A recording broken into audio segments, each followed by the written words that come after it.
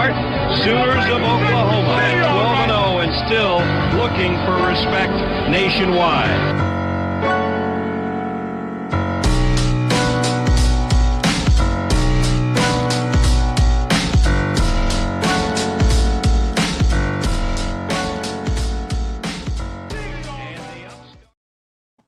What is going on, Sooner Nation? Thank you all for tuning in to another episode of the Barry and Mack Show. As always, myself, Barry, personal trainer, sports coach out of Tulsa, Oklahoma, and alongside me, former Sooner wide receiver, 2000 national champ, Mr.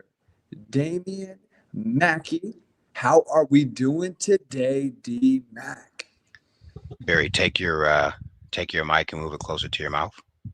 Oh, you're going in and out. Okay, talk now. Good to know.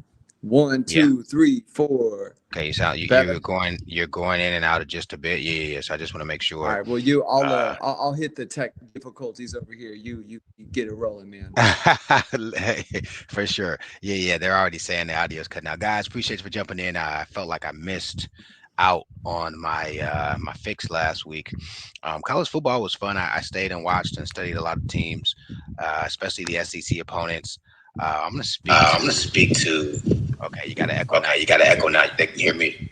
Barry, they can hear me. So yeah. So anyway, I'm gonna speak to SEC stuff. I didn't know going into this conference would ruffle so many feathers. Like I had no idea there was like a hierarchy of like who can talk when and who's big bro and who's redhead stepchild. I mean, I guess in the Big 12 that kind of was the case after the original Big 12 crew left, but like SEC people, the nerve of Auburn fans trying to compare their history to ours, the nerve of Florida, Tennessee, Georgia, shall I keep going? Kentucky, like these people talk crazy like the SEC has been the end all be all forever. You know what I had to remind people? I'm in a group with folks in the SEC about my age. And one thing I know about being my age is I've lived the times of being my age. The conversation I had to have where people, I said, hey, listen, you can't speak unless you know facts, truth, and have receipts. If you could know facts, truth, and have receipts, you can speak. If you don't know those and you're just in your feels, you can't speak. I said, guys, was the SEC the best conference in America in the 90s? Was the SEC the best conference in America in the early 2000s? Can somebody please tell me when? How sway, Georgia? Do we want to talk about Georgia? How sway, Bama? Do we want to talk about Bama pre Saban? Right, Georgia? Do we want to talk about Georgia pre Kirby? Like y'all got the nerve to talk about Oklahoma for 3 years, and then you talk about the Big 12 because today the Big 12 is like the whack. Isn't it ironic that A&M came into the SEC 10 years ago and made it to the championship? Isn't it ironic that I think Mizzou came into the Big 12 or the SEC and made it to the championship? Weren't those our redhead step little brothers in the Big 12? Amen. Like, what are we talking about? If we're having a conversation about last season, our introduction to the SEC, I will shut up. I will be quiet. You know what I'm saying? Like, I ain't ignorant. But we're having a conversation about the SEC over the course of the last 30, 40 years.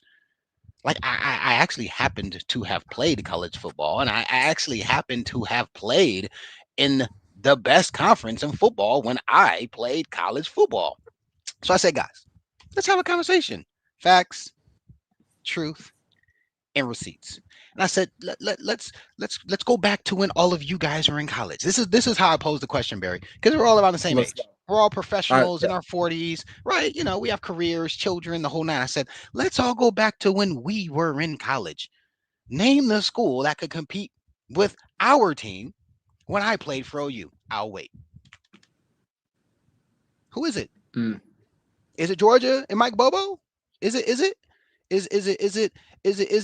Bama and the litany of coaches they had, and you know what I'm saying? Like Yeah, you I mean they guys had were, a bunch, but they're bro. Francione and the They guy were the before that. OCRE in mediocre. Like nobody, you know what I'm saying? Like, like what are we talking about? Like Tennessee, y'all get some props. I said it. I said Tennessee gets some props. Florida, y'all came Yeah, shortly thereafter we graduated. I'm not gonna hate Steve Spurrier, the mid '90s teams, Danny Werfel, Fred Taylor. Like I know who was balling, but but but who else was there? You know, because what happened is they were talking about blue bloods. I'm sorry, I'm going on a rant. I'm sure. coming out the gates with the rant. But here's Go what for it, happened. man. Let's We're go. Go having the ahead. conversation about We're blue going right bloods, right? into it today. So the Yeah. conversation of blue bloods came up, right? And the I don't know, the intelligent people in the conversation said, Oklahoma's a blue blood. Here come these Georgia. You dig? These Georgia guys. And they're like, Oklahoma's not a blue blood. What do you mean? And so I learned a new term today. The term is called a Johnny come lately. And the intelligent people in the group were like, bruh, Georgia is not a blue blood. You guys went 50 years between championships, and I think they've won two in the last 8 years, something, right? They had some Yeah. recent history. Kirby's come and done some stuff. But the conversation turned real quick. And I said, we won an Addy. And in the 80s, they won an Addy. And in the 70s, we were big bro to pretty much everybody, really in the 80s too. Really in the 80s. And since then, we've been to 3 or 4 more national championships. What are we talking about? AP number Yeah. ones, week number one, Heisman champions, or excuse me, Heisman winners, All Americans, like How about all-time whatever wins?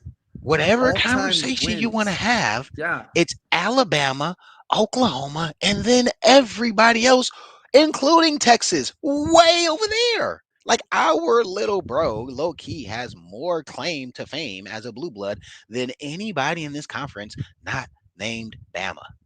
Texas, I'm talking to you. So it was, you know what I'm saying? It was just one of those ones. We didn't have a game. You know how I get Yeah. sometimes. Guys, For who sure. listen to our pod, you guys know how I am I'm a real humble guy. But I ain't taking no Yeah. SHI. You know what I'm saying? I'm not taking nothing about my university. Like y'all not gonna sit here and act dumb because social media is a microwave environment. And all we want to talk about is last season. They were like, somebody said, how many wins does Oklahoma have since they went into the SEC? I said, Dodo Bird, you do know we undefeated this year, right? You do know you're 2-2 this year, right? We actually have a better record than you, bruh. And we beat you last year, and we beat you this year. What are we talking about, Auburn? Like, how dare Yeah. thee talk about it? Was so weird to me, bro. It was so weird. Missouri, shut up. Your entire history, you've been our shadow. A&M, shut up. Aside from the wrecking crew, you guys have been. We took a kneel on you guys as to not score 80. Yeah. Shout out Wrecking Crew and Sir Parker. That's it. Knee on the 1 yard line. Like, don't you feel me? Yeah. Don't want these conversations. Texas, if we go back 100 years, you guys have a better record than us. Texas can't say nothing. The last 90 years, we've whooped that ass, belt to ass. Texas. So if we're talking about, leather helmets, and I'm not going to erase history, but like none of your grandparents were alive when you guys were ahead in the rivalry. None of them. What are we talking about? Texas. And Texas, that's we it's about to be Texas week, Sure. so there it is. Yeah. Anyway, I'm To, sorry. yeah. The episode has No, nothing. bro. I love it. They It's just got the 50s are the cutoff, right? To me, it's like were the games on television with announcers and not like played bro. played in You know what somebody's I'm saying? backyard. Like we're all the men fighting in the war and the ladies, taking care of business in the Yeah. industrial revolution and such. You know what I'm saying? Like, did Yeah. anybody anyway. Yeah, not Yeah, man. like Oklahoma A&M, Kingfisher College of the Mennonites. Like, it's like, what are we doing? They literally had games where they played against the blind. Like, you know how I always make fun when I say the blind and the deaf? If you go back and no, I'm actually being serious. Somebody put, by the way, guys, if you That's go nuts. listen to me, Barry, there's records of games where Texas A&M, Oklahoma probably too. They literally played games against the blind or not the deaf. You don't feel me? Like they had recorded college games against the blind and the deaf. I'm like, oh my, They here played I am against the talking shit. blind. Here, Barry, here I am talking. I'm actually serious. There's a record of games where they play like Texas Deaf Institute. Like what? What is this? Like they're counting Oh those man. games. You know what I'm saying? That's part of their. Yeah. You know. Anyway, my bad, y'all. That's a win. I Hey, I it's a side with dub. What does Jameis Winston say? Eat that W. The eat win that against the W. deaf. It's crazy, man. Yeah, 50s, 60s. To me, it's blue blood is have you dominated more decades than you haven't? To me, that's blue blood, right? And you go 50s, Oklahoma had a dominant run, 47 games. 60s, probably not the era. Maybe Texas points to the 60s a little more, Alabama, Michigan, but 70s, Oklahoma, 80s, Oklahoma, Miami, right? 90s, tough. Trash. We were 2000, trash. yeah, We were 2000s, Oklahoma. Oklahoma. Oklahoma So, for sure. I mean, I guess Ohio State is in that talk for that decade, but like Oklahoma, 70s, 80s, 2000s. I mean, and that's what the games people remember, right? Listen, man. And nobody's touching 47. To me, when you do something so iconic, like win 47 games, like something that's just untouchable for forever, to me, that is a blue blood level thing. When Michigan has more wins than anybody, right? That is a not that that's untouchable, but that is blue blood level stuff. They've won so many games that they are the number one team in winning games. They've been to tons of bowls, right? And they have national championships, right? I don't know how many Michigan has off the top of my head, but like Like they are in 4. the blue blood conference. They have They are like they four. are. Yeah, and then So they there got. you go. I mean, go ahead, go ahead. Yeah, that I'm they just gonna say, listen, it's I gotta say this.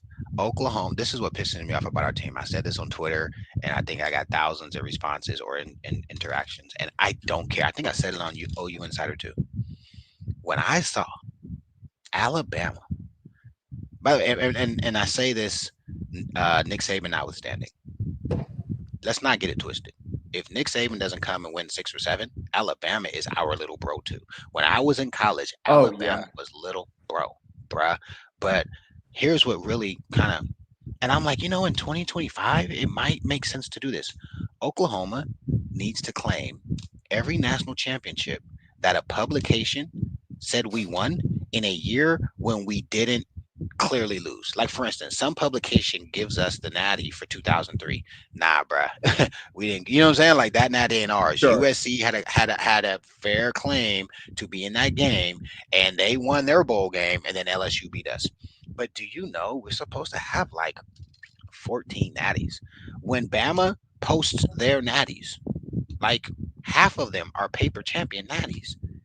Yeah. Half of them. When Yeah. Michigan posts their natties, half of them are paper champ natties. Oklahoma is the only blue blood. In fact, we are the only blue blood who only count our AP national champions. We're the only one. We have like 7. I think someone like Mackey, we got like 13 or something crazy. We have like 7 to Yeah. 10 more that, especially in the years where number 1 didn't play number 2, where there are years we went undefeated and didn't win the natty. They need to do 73 to 75 needs to be national championship claims. So here's how I would do it. I would simply say, I know we done derailed the whole episode, but we ain't had a game Brother, last hey week, so man, all let we're us- let us talking, cook, hey, y'all. all the people want Yeah, to hear let about us is cook. material Yeah. anyway. What we So- should do is claim 17 total national championships with 7 AP. By the way, that is branding. In 2025, perception is reality.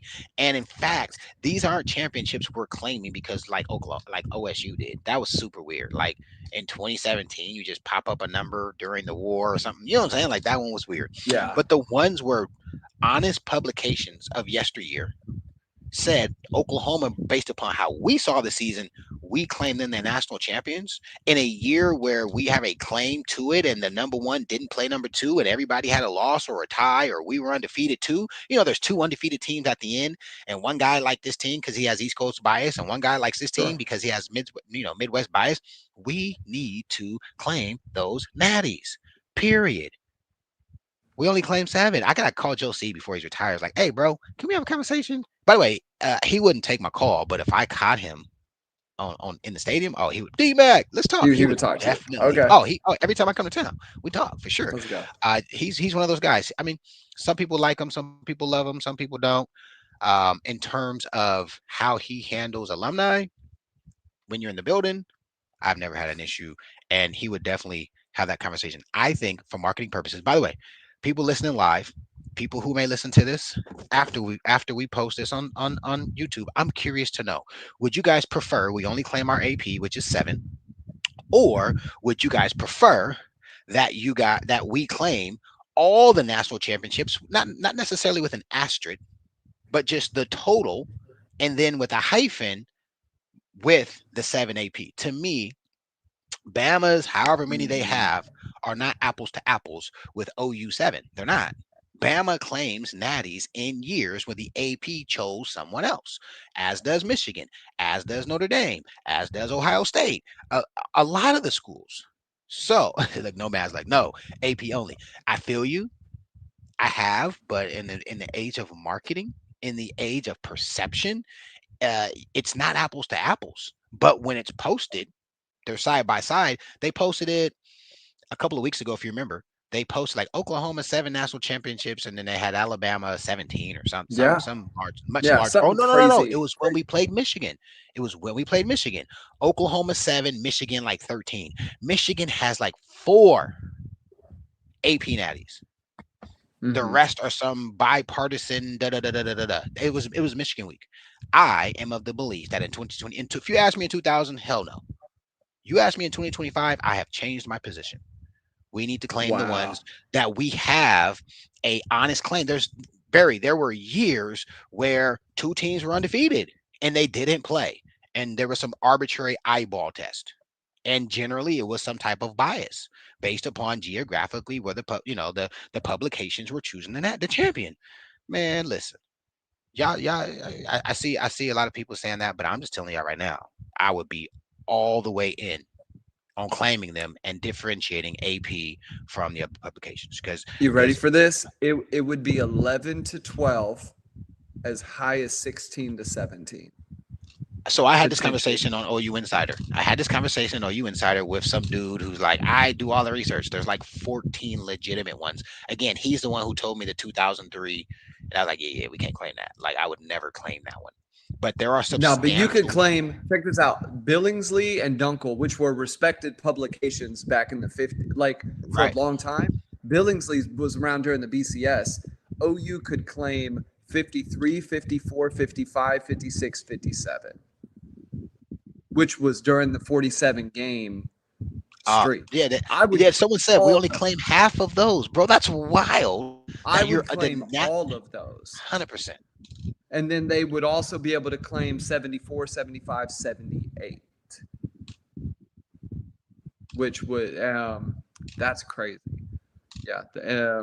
And then you could go back deeper. I think anything in the 40s, 30s to Nah, but I 20, think there's one like 87, or it's not 87, but 86. I think it's there's 86 one and in that 84. 83 to 87 range. Yeah, that they deserve to have the natty that they didn't get to. Dante Jones always tells me. By the way, that's my big bro. We gotta have him on the pod. That's my big bro, man. Hey, let's go. Shout out to Dante. Yeah, he was like there was another year in that era that they didn't officially get it, and it wasn't a year Miami beat them. We're not gonna talk about the Miami years, but anyway, y'all, my bad. 15-minute rant. It just, you know what I'm saying? Let's I'm in this go. group with these. I'm in a group with people like you guys are ignorant. Like, if you're talking recent history, I'm gonna shut up. I don't have a place to stand. If you're talking defense, the last 15 years, I'm gonna shut up. But if you're talking all-time Hmm. defense, I'm chest out. Like, how dare the like Georgia? You are like Johnny come lately, bro. Y'all been cool for 12 years, my man. And that the only thing we know prior to that is Herschel Walker, and he didn't win no damn natty. What are we talking about? Yeah, who's like a Yeah, great Georgia player in the nah, they've comments? Like, got guys, dudes. They got dudes. well, They no, got I'm dudes. talking about before Herschel, like any who comes to mind. Listen, I'm just telling you, Georgia has dudes who have gone on to have stellar NFL careers in a lot of Absolutely. capacities. They've had running backs, they've had linemen, they've had quarterbacks, they've had receivers. I mean, they've had dudes. They just haven't had teams. Tell me the Yeah. teams in the last 25 years before Kirby. I'll wait. I'll wait. You guys were Clemson before Clemson. Y'all were the proverbial 8-4 to 9-3 team with the best talent, so quote unquote, every year in the SEC, and y'all underperformed for hella years. That's anyway. OU Pod, game week, Kent State, Mike Hawkins, healthy guys coming back. We got Bowen coming back. We got Gibson coming back. We got a lot of stuff to talk about with our regarding our own team. But I just want to make sure I'm not letting nobody diminish our squad because BV came in and had to clean house, change culture, and restock the ranks with athletes. I mean, every school that's talking smack, y'all been through it. Georgia, y'all been through it. Bama, y'all been through it. LSU, y'all go through it every 7 years. And y'all not a blue blood neither. Yeah. LSU, no. All right, let's jump into it. Let's get into it, man. So the first thing we're going to talk about, actually saw our podcast ended up getting like its own separate thread on OU Insider regarding the Mateer stuff. I think our timeline and what I laid out on the show was pretty tight. However, it's not crazy to say. And what I said, for those who didn't listen, I said 3 to 4 weeks, best case scenario. That would put him back around South Carolina, Ole Miss. He would obviously miss the Texas game. And then people took this 6 to 8 week number and they were like, no way, 6 to 8 weeks is absolutely insane. That was worst case scenario, right? That was, they go in there and he's got more issues. It doesn't heal right.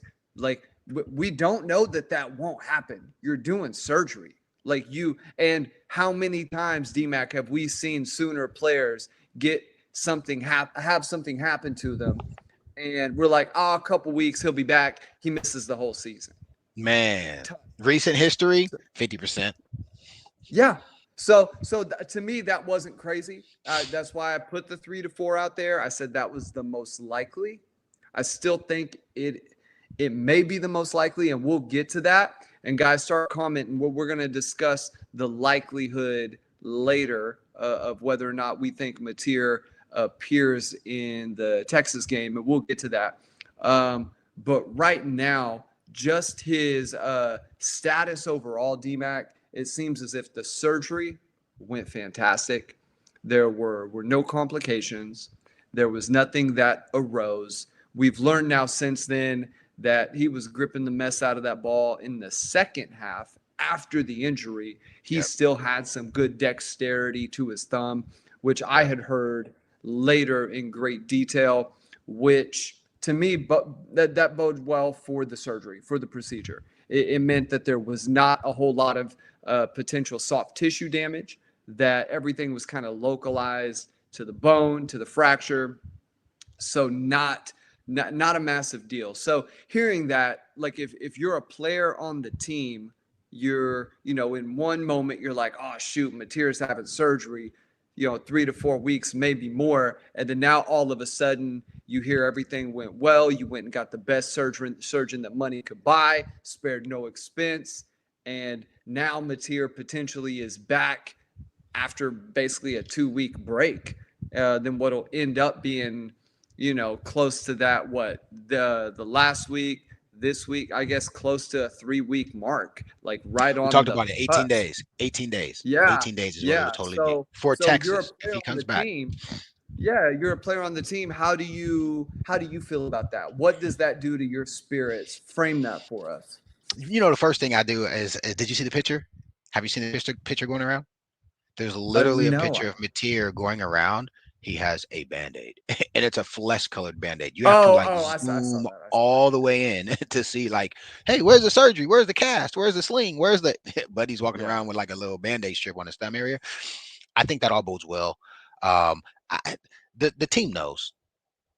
The team knows. The team knows. I could just think about injuries, and Roy's got a sore hammy. By the way, we had injuries the 2000 season. Everybody just played through them, and we didn't have any like broken bones, right? Like guys have pulls and soreness and necks and this and that and the other stuff. I had bruised ribs, the whole nine. And so they know. Like Mateer is walking around campus talking to his guys now.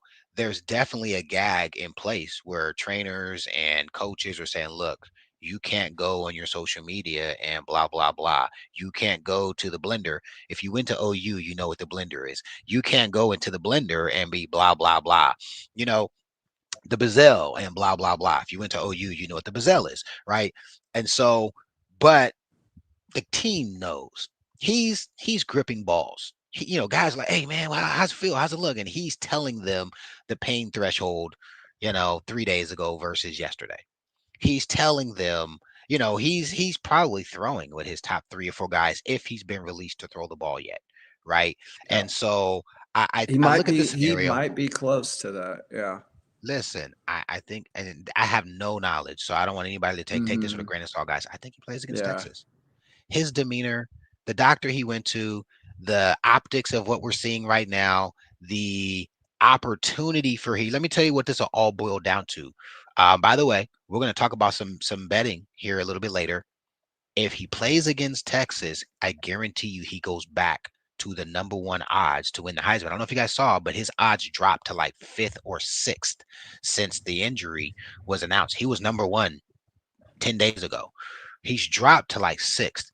If he plays against Texas, and if we win that game, and if he does anything to, we all know he's like 74% of all of our total offensive output for the season. So we know he's going to have impact.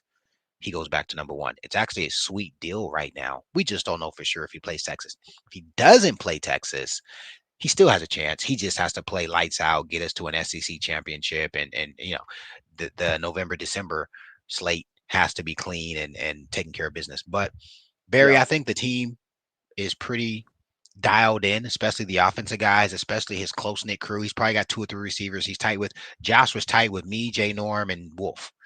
Dre, like those, we talk to Josh consistently. He always would ask us to work out. Those type of guys, they know. And then this week, let me tell you what else. Hey, listen, I'm just telling you, he's a competitor. Barry, let Hawkins go out there against Kent State and look sweet. Throw a couple Yeah. dimes, take 170.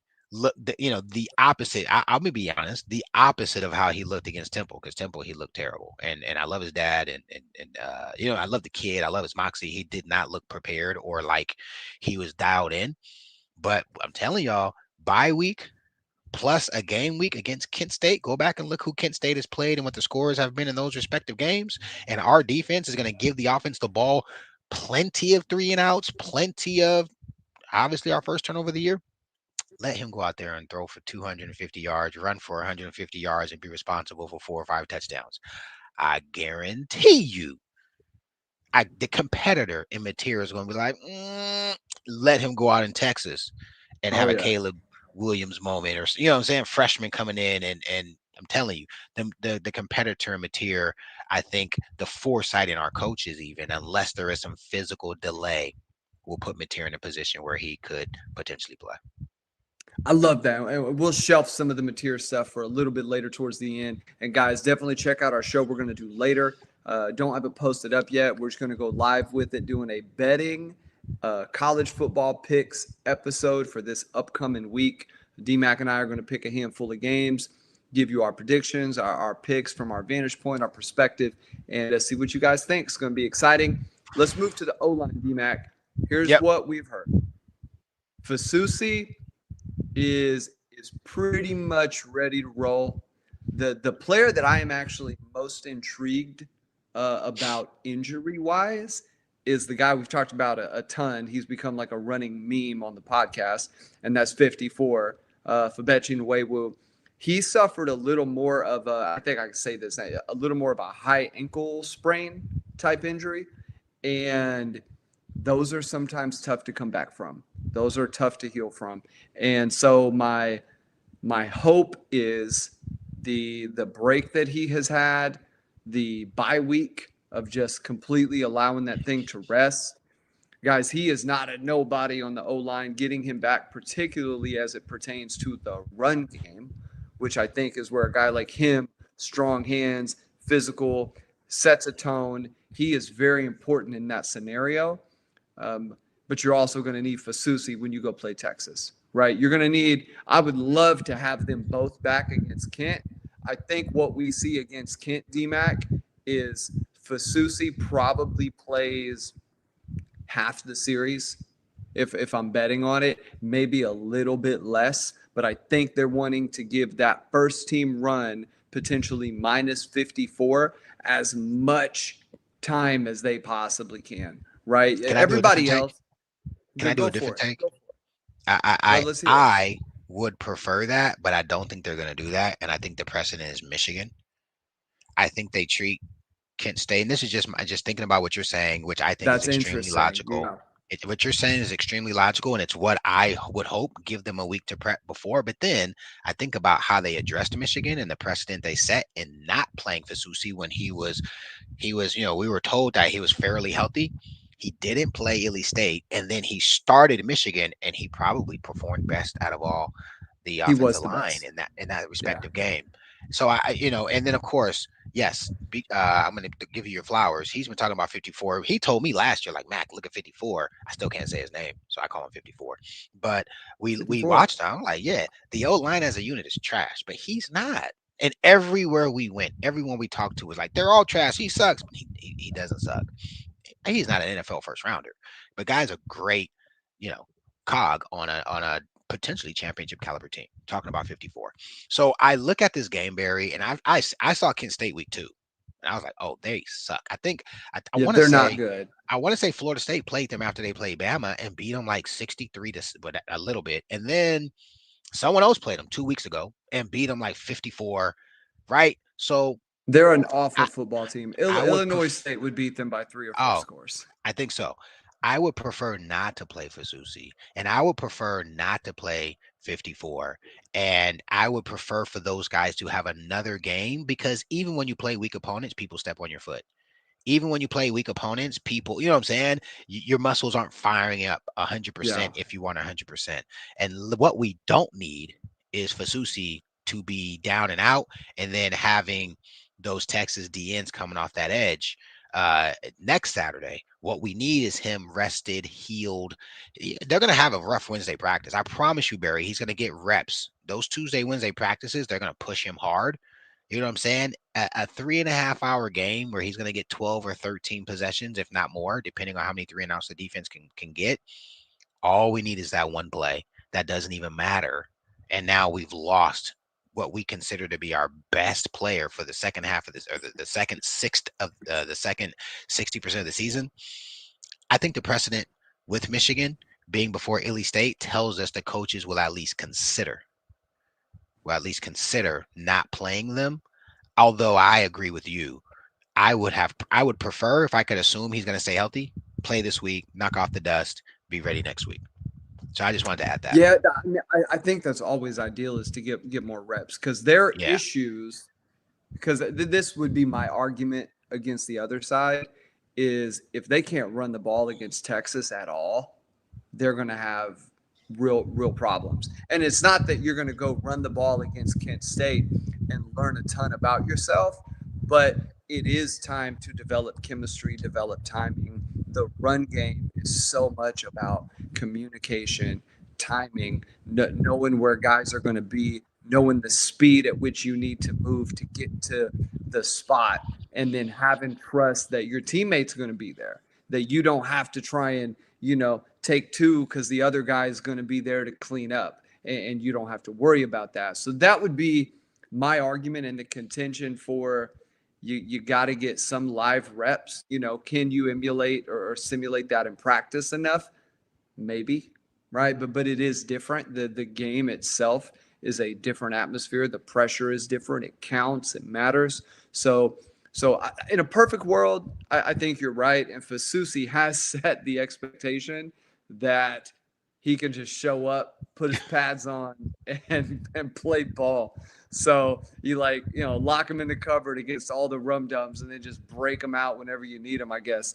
But I think everybody else, you want to see as many guys be able to suit up as possible. I think I see Kearney you want to maybe work some depth and try to figure out something at center, because now that Everett's gone for the season, Yeah. and the potential of Mike Kula, being dinged up a little bit, like that you cannot lose him and then not have anybody, be able to step up in that spot, especially against who you're going to play in the next week. Ole Miss has shown that they're going to be a tough out this year. They're looking like a good football Their team. backup quarterbacks. LSU, I hope go Mississippi's ahead. back. Starting quarterback is back. The backup is Chambliss or whatever his name is. He's a baller. Yeah, If you read his story, no D1 Scullies, went D2, won the Natty D2, got transferred in. He's better than the lefty, who's supposed to be the heir apparent to Jackson to Dart. Dart. So Yeah, I think he's gonna take. yeah. I think he's the starter now. I think based upon what they did against LSU, I think the backup is now QB1. So now it's looking like, Alabama's still going to be tough. They go out there and they beat Georgia. They're going to be tough out. You got Tennessee, who has surprised people this season. I I think think they're the best team in the conference. they're a very solid football team. And Alabama, when it's all said and done, their defense leaves a lot to be desired. They're still that they almost resemble in a way like the Jalen Hurts version of Oklahoma in 2019, where they had some guys on defense that were really solid, but tackling was poor. Angles were poor, but you had a baller at quarterback who could run, who was explosive, and then you had like one or two receivers who could just go catch the ball and do something with it. I think Oklahoma and Venables has the type of team that can shut some of that down. I think Ole Miss, that has a more well-rounded offensive structure, is going to be tough. Tennessee, same deal, as well as Heupel's understanding of what Oklahoma is going to bring to the table and beating OU last year, right? OU still has scoreboard on Alabama. There's some confidence there. Like, we beat you with Jackson Arnold, our worst quarterback in a couple decades or whatever. So Since Jake Seals. So I think there's something to that as well. So the back half of the year is going to be interesting, but you're right. You want your guys healthy for Texas. You want to go into that game feeling refreshed. But Texas and OU probably have the top two. They're definitely both in the top 5 of best defenses in college football, and you're not going to beat either, I think, without being able to run the football. I think it is the OU, if they cannot produce run game with Mateer, and Blaylock is not able to, or OU just elects to not give Blaylock the lion's share of the snaps, who is going to be a guy who can make you miss. Literally heard Gundy. So this was interesting. I don't listen to WWLS a ton in the afternoon when Kale is on. They asked him about the O-line, D-Mac. You know what he said? He completely diverted the conversation to OU needs a running back who can make you miss at the second and third level. That was the completely blew right past he was like, that's all well and good. You're right. There are holes there, though. He was like, OU, you need a running back. How many times has OU picked up 5, 6, 7 yards? And that's all it is this year, right? They've had run game like that. What OU has needed is a guy who can get the 7, but then make the guy at 7 yards miss and then take it 40.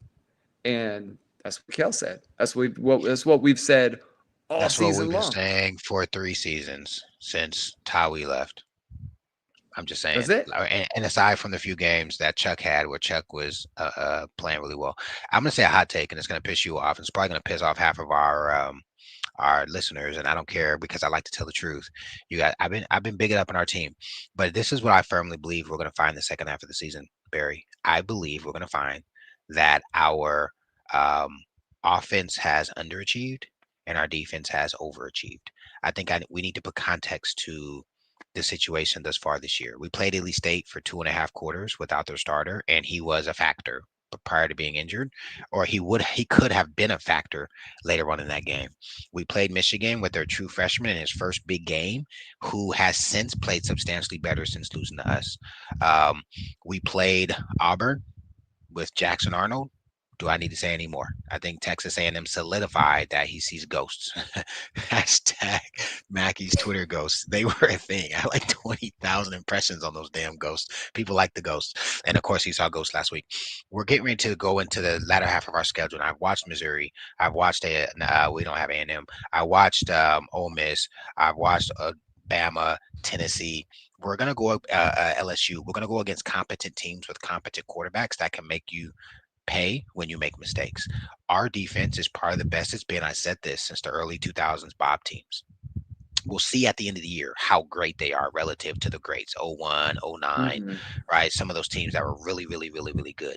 But I'm telling people, I believe the offense we're going to show in SEC is going to have more intricate wrinkles directly related to that week's opponent than the offense we've seen the first 4 weeks. In other words, I just believe there's a higher ceiling, and it's not just the run game needs to improve. We don't have the running backs that can do what a lot of teams can do, and I do think it's coaching. DeMarco, I love you. You're a Sooner. You're great. You were an NFL dude. You're an NFL. You were a rushing leader. All that good stuff. There's something to be said about what Cale Gundy's running backs did year in, and I'm not picking sides.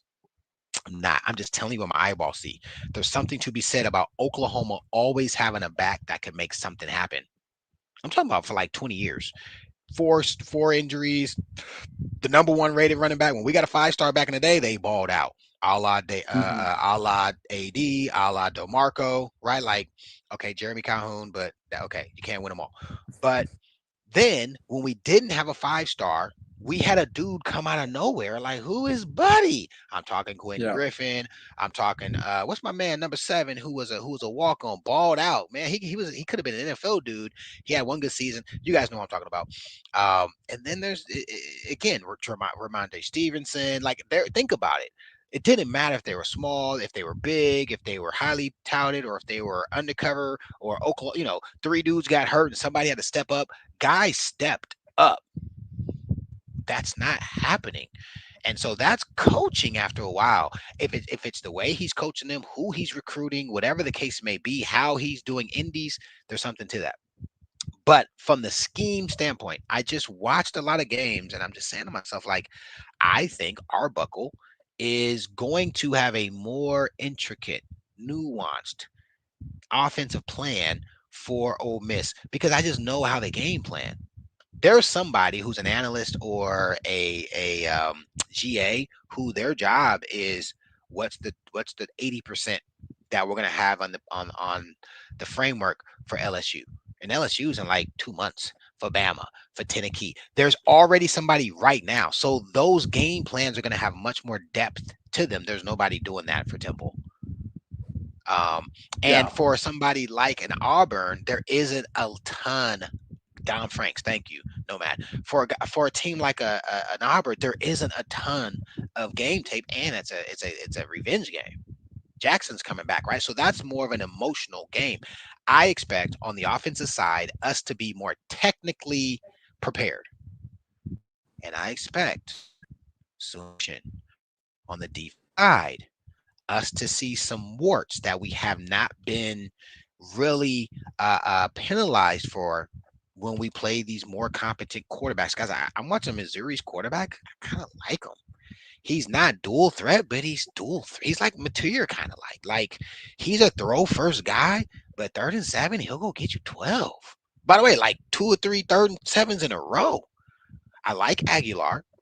He's a competent quarterback, can throw the ball. He has a phenomenal chemistry with Brazil.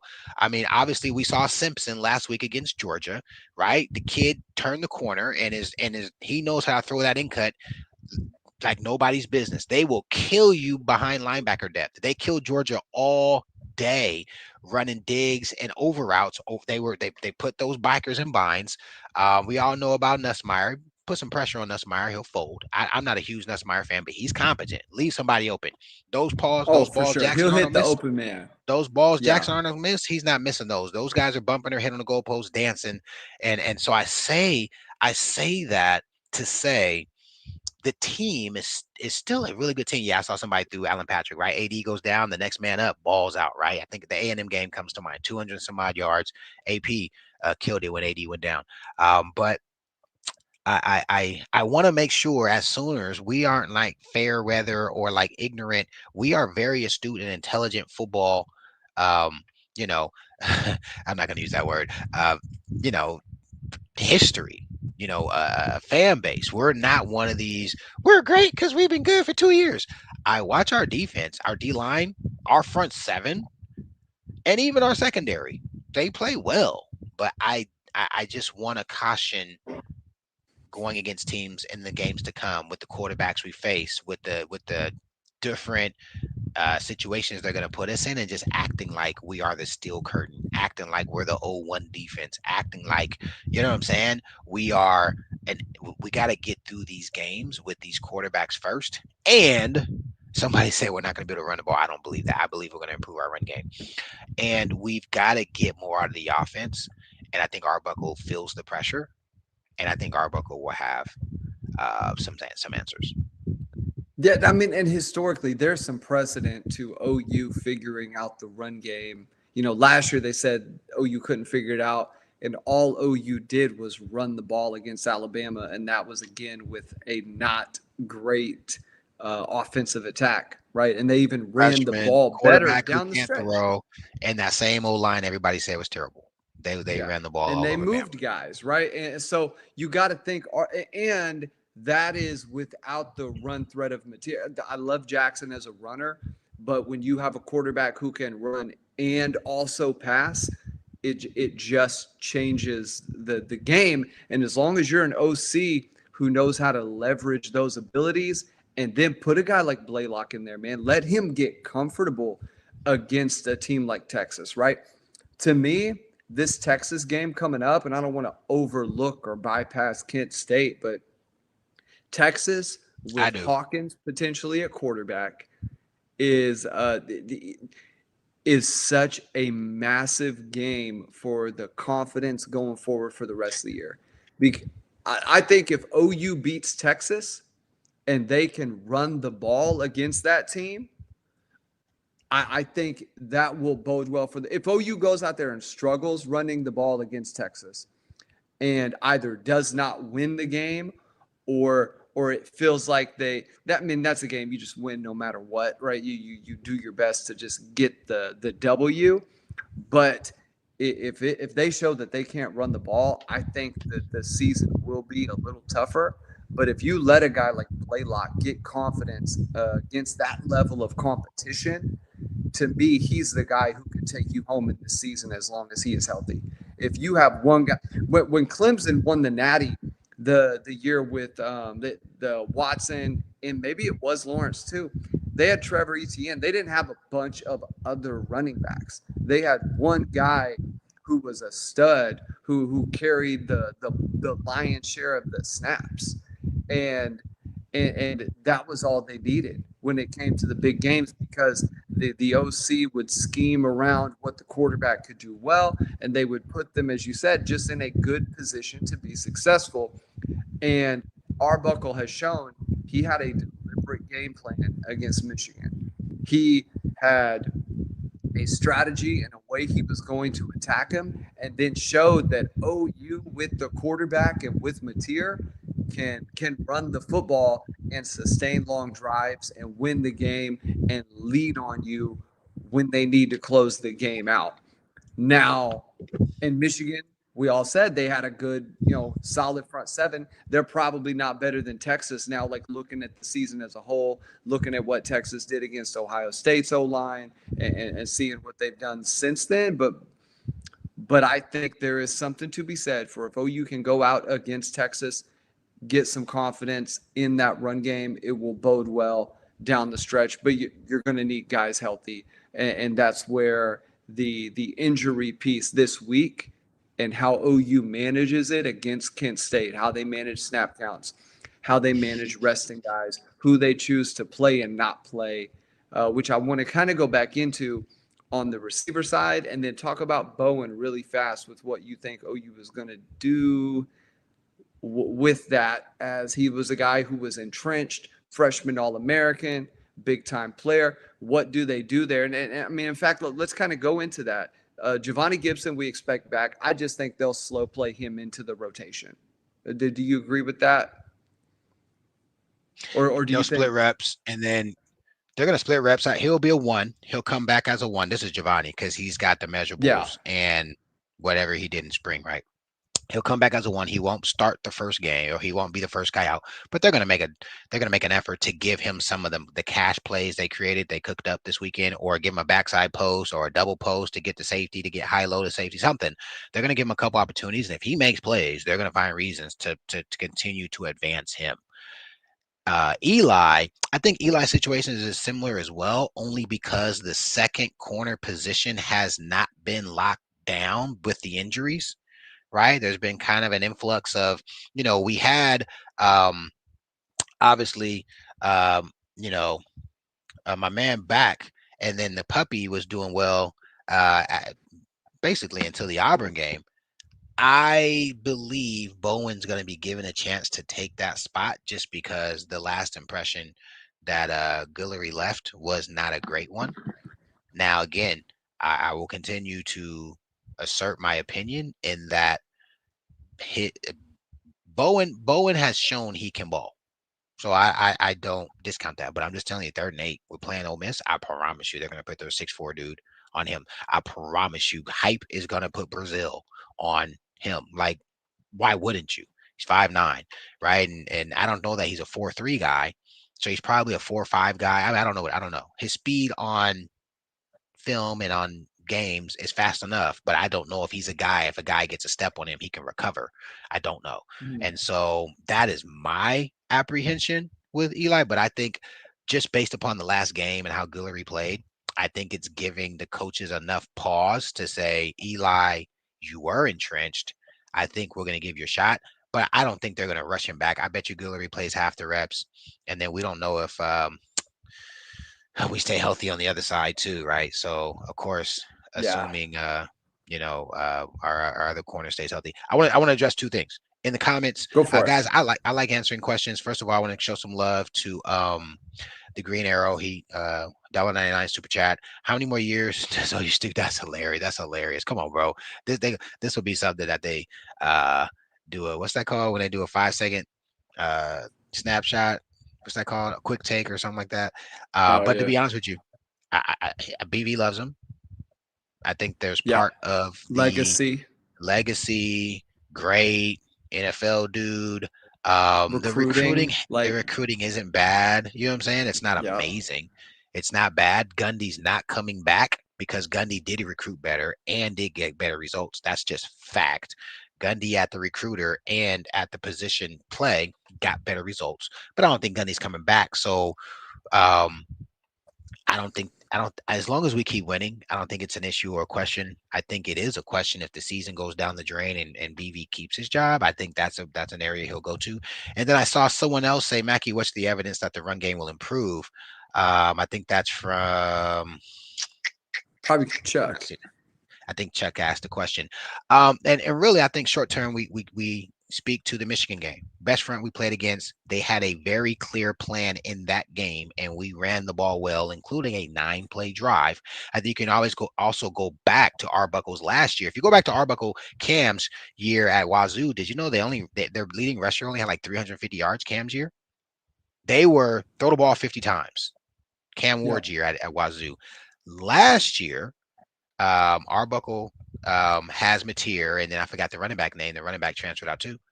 Mateer runs for 800 yards. The running back runs for 700 yards. So if you ask me, does Arbuckle have it within his toolkit to produce effective running game plans? Yes. And does Wazoo have the type of caliber of athlete we have at the front line or receivers? Just the different aspects of your players that are going to force a team to have to potentially shift or do something to their front? No. And yet and still they were able to get 1,500 yards between those 2 guys. I was extremely, if you guys remember, concerned around why we didn't have a more very clear and defined game plan for QB run against Auburn. Obviously the injury had something to do with that, uncovering that piece. I think playing with the lead, just trying to, keep things ahead of the curve, protect your quarterback. Um, but I will say, Chuck, look at the Michigan game as an example of what we are capable of against an extremely quality front. And then I would say, look at even just last year relative to the year before, what Arbuckle and Mateer were able to pull off when they needed to run the football more. And I think Mateer runs for about 800 yards. The running back runs for another 700 yards and like 10 or 12 touchdowns, something like that. So I don't think somebody said, if we can't run the ball, we can't win. I don't think that's true. If we can control um, the short pass game, and here's the thing, Barry, and I'll speak to this.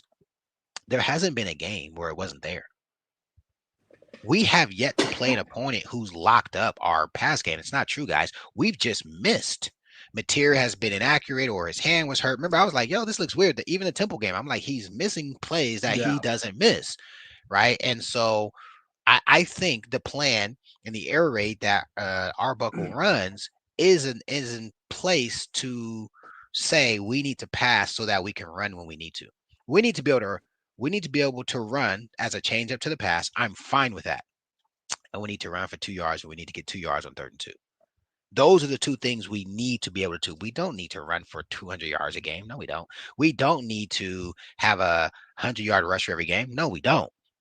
We need to run effectively, strategically to break up teams who they're going to cloud us. They're going to cloud us on the corners, keep tight corners to take away the quick game stuff, and then they're going to have backers jumping stuff or safeties robbing stuff, right? That's how teams are gonna try to counter, especially if we don't continue to hit the deep Yeah, post and the deep fade routes. If we keep hitting absolutely. post and fades, teams are in trouble because teams don't want to give over the deep route. But if we can't hit post and fades, teams are going to start robbing and clouding the outsides, and they're going to mucky that up so we can't do our quick slants, our quick screens, right? They're going to have somebody sitting in on the edges, and when that happens, we need to be able to run up the gut. We need to be able to run a trap. We need to be able to run jet motion with somebody going reverse. We need to be able to run counter and even QB counter. Those are the principles that I think they've got to clean it up to do it enough to keep teams honest. We don't need to try to be Georgia or Bama. Now we keep getting these blue chips. Shout out to Coach. Got to give Coach B credit, man. Got the kid from Tech, 5-star kid, who decommitted and is now at OU, and then we got the big time 4-star recruit, O lineman. Like once we get those dudes with Fasusi and some choice, right? Transfers, yeah. Like, but this season with this team, Barry, watching our offensive line block in the pass game versus block in the run game, I don't think it's very wise to say we got to force our team to run the ball. That's stupid. Sorry. I hope I don't offend anybody, but that would be dumb. Versus, let's do what we do well. Let's throw it in space. Use Titania and junk routes. Use Burks 1v1, right? Use Giovanni as a backside X, big guy, slant curl fade guy, right? And then run the ball when they break tendencies in times where we need to, or run QB run when we can get the numbers to our advantage. They got 6 in the box. We've got 6 plus a QB. Run it, right? That is what I think would give us the most value out of the personnel we have. Trying to tell Ozita, which by the way, he's actually one of our best run blockers, which doesn't make him great. But telling him he needs to go kill the Ole Miss line, kill the LSU line, and LSU's defense is actually kind of trash. But he needs to go out there and kill his man every week. I don't know if that's putting us in the best position to win. Versus, hey, Mateer, let's put the ball in your hands and you make Yeah. decisions on who deserves it. Burks, who deserves it? Satania, who deserves it? Gibson, who deserves it? Right? Kivante. Like to me, that makes more sense when you've got a quarterback the caliber of the one we have. Can I just say something too? And this isn't a gripe to fans of the team, but this isn't the Big 12 anymore, where you're going to go out there every single week and run for 250 and throw for 250, and it looks clean in every game that you play except the 2 or 3 against the big boys where you had to have a game plan. You had to go out there and beat Texas, and maybe you only threw for 220, and maybe you ran the ball really well or didn't run the ball really well. the SEC conference and the kind of football that OU is playing at this point, it's way more NFL today's game of the NFL than it is college football of 10 to 15 years ago, OU in the Big 12, where the athletes are just better than everyone. In those years, if OU couldn't run the ball, it meant they probably couldn't win the football. Like if you struggled to run the ball week in and week out, you were going to have issues that popped up. Now, your team's game plan so strategically, the margin of a win and loss is so close that it does come down to your quarterback, right? Georgia has won championships. Well, look at this. So Georgia is a good example of they have been able to run the ball, but haven't been able to throw the ball since Stetson Bennett has left. They haven't had that same running quarterback threat and the same guy who had the escapability that Stetson Bennett had, right? And does OU want to be able to run the ball as good as Georgia could in those championship years? Absolutely. But that doesn't always, that's not going to be a realistic thing. So you have to be able to say, here's the personnel you have. It's a different era of college football. You don't have offensive lines that have been together for 3 or 4 or 5 years and they can just have insane chemistry and go mash on people. You're not USC of 04. You're not OU of 03, 04. You're not, Ohio State when they had Ted Ginn Jr. and some of the running backs that they had. Go ahead. To summate, Bama and Georgia, Kirby copied what Saban did and just having all the talent. That's the difference. 5 years ago, Georgia had 7 receivers who were better than 90% of America's top 2. They were just all knowing, I have to wait my turn. If I go to Georgia, I'm going to eventually go to the league. Clemson was in that. Even Ohio State wasn't there. Ohio State, I was talking about receivers, yes, but like talent-wise, Georgia, Bama, and I would say Clemson were the 3 teams who just had all the recruits going to those schools because they had the reputation of, even if you're a second teamer, you could potentially go to the league, especially on defense, right? Or just a 1-year starter. So that era is over. Guys say, I don't want to sit on the bench and not get NIL. I'm going to go make $800,000 at Cal. You know what I'm saying? At NC State, because I'm going to be the top guy, and they get paid in college. So yeah, that's why Kirby and Georgia isn't the Kirby of Georgia 5 years ago. That era is done. And so today it is scheme. And Chuck, I see you in the comments, bro. I don't know that it's necessary. Why is it a requirement to be balanced? You need to be able to run the football in order to keep teams honest. But even in the NFL, right? The NFL has migrated from a game where Emmitt Smith would get 30 carries a game to now Henry only got 10 carries. Granted, that's part of the reason the Ravens lost last week. But no, this is a quarterback-driven game now. This is a quarterback-driven game, even in high school. The high school quarterbacks who are multifaceted, they can beat you with their feet, beat you with their arm, and beat you with their mind. They're worth 21 points in the game. Even at it's probably 40 points in some high schools where the quarterback is a dual threat. It's Absolutely. just that their dynamo ability changes the game versus trying to control the clock, you know what I'm saying, as your only means to winning. Let me tell you the other reason why. Because most defenses play an umbrella coverage, and their goal is simply to get you behind the sticks on a penalty, on a hold, on a false start, on a drop. Like, that's how coaches are analytically playing the game on defense. You don't see a bunch of, we're going to blitz the house. And 10 years ago in the NFL, where you saw bombs every Sunday, you don't see bombs every Sunday anymore because defenses are playing umbrella. The NFL did it. Now college is emulating it. Two safeties high, backers carry to the fade. Like backers, it used to be backers went to about 15, settled, and then looked you up. They don't do that anymore. They turn and run. The game has changed. So yeah, if you have a quarterback who their decision making is worth 2 or 3 extra touchdowns versus trying to run the ball, and you don't have like a diesel O line, you're gonna eventually get a sack. You're going to eventually get a holding penalty. You're going to eventually get a false start. So no, teams want to put the game, all levels of the game, in the hands of the quarterback way over and beyond. They want to see AD get 200 yards. It's why running backs don't win the Heisman anymore. It's why running backs don't win the MVP in the NFL anymore. It's why quarterbacks are paid 5 times as much what running backs make now in the NFL, right? And in NIL in college. They make 5 times the amount because their value is so much more. And guess which is the one time quarterbacks don't have as much value?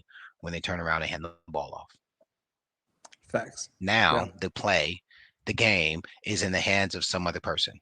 But when quarterbacks pass, the game's in their hands. When quarterbacks scramble, the game's in their hands. When quarterbacks run, the game's in their hands. Right. And so, no, I don't think the idea of we've got to be balanced and beat our head against a brick wall. If we had the personnel, I'd be 100%. But my question to you would be is, do we have the personnel to say we should add 10 additional runs for the sake of running the ball versus have our Heisman caliber quarterback make a decision that could instigate big plays happening with his feet, with his arm, or his mind? That would Who, be my question on what to get the most value out of the current team we have. who, by the way, OU needed to run the ball and move guys. They have done it this year. You had an 8-minute drive against Michigan to close 9. the game out. Not right. And then you have Mateer run the ball in against Auburn to win the football game. When OU needed to have a play, they needed to make something happen, needed to score. Those were need to moments in a football game against competition where the margin is razor thin. I mean, you want to look at importance of run game year to year. Just look at Kansas City. They've never prioritized having some big time star back. That they had Damian Williams and won Super Bowls with him, who was never, he was a really good NFL back, but he wasn't Derrick Henry, right? He wasn't, Clinton Portis. He wasn't, who name, Damn, you brought back Hall Clinton of Fame Portis. name Hall of Fame level back, right? So and it's been, do you honestly, do you have a tight end who can, I would argue in today's game, it is more important to have a tight end who can have chemistry with your quarterback, bail him out, give you some flexibility with your personnel. I would much rather have Kanik doing what he's doing than have a running back that, yeah, maybe he could take a 60, 70, but not have anybody in the tight end room. I can't go with you there. College football, hell no. NFL football, potentially. But college, nah, bro. You gotta be able to rotate that. You gotta have a dude at running back that is gonna scare defenses.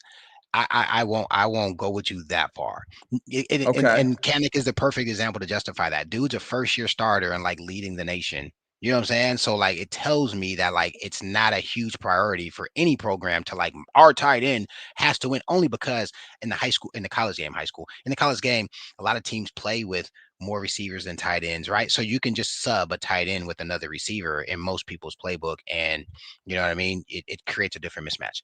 I don't agree with that. I'd rather have a stud running back at the college game than I would a stud tight end if I had to have one between the two. NFL, I might be with you there just because the tight end position is so specialized and you see so many tight ends in the NFL making receiver esque impact. But like, who's the tight end? You can name the kid from Georgia a couple years back, but like, who's the Who tight was end very who's like important. that's a I huge mean, yeah, he but helped them win. he's an anomaly, which was why he was all pro as a rookie, right? Like, dude went to the NFL, which by the way, Kittle should have won, but I digress.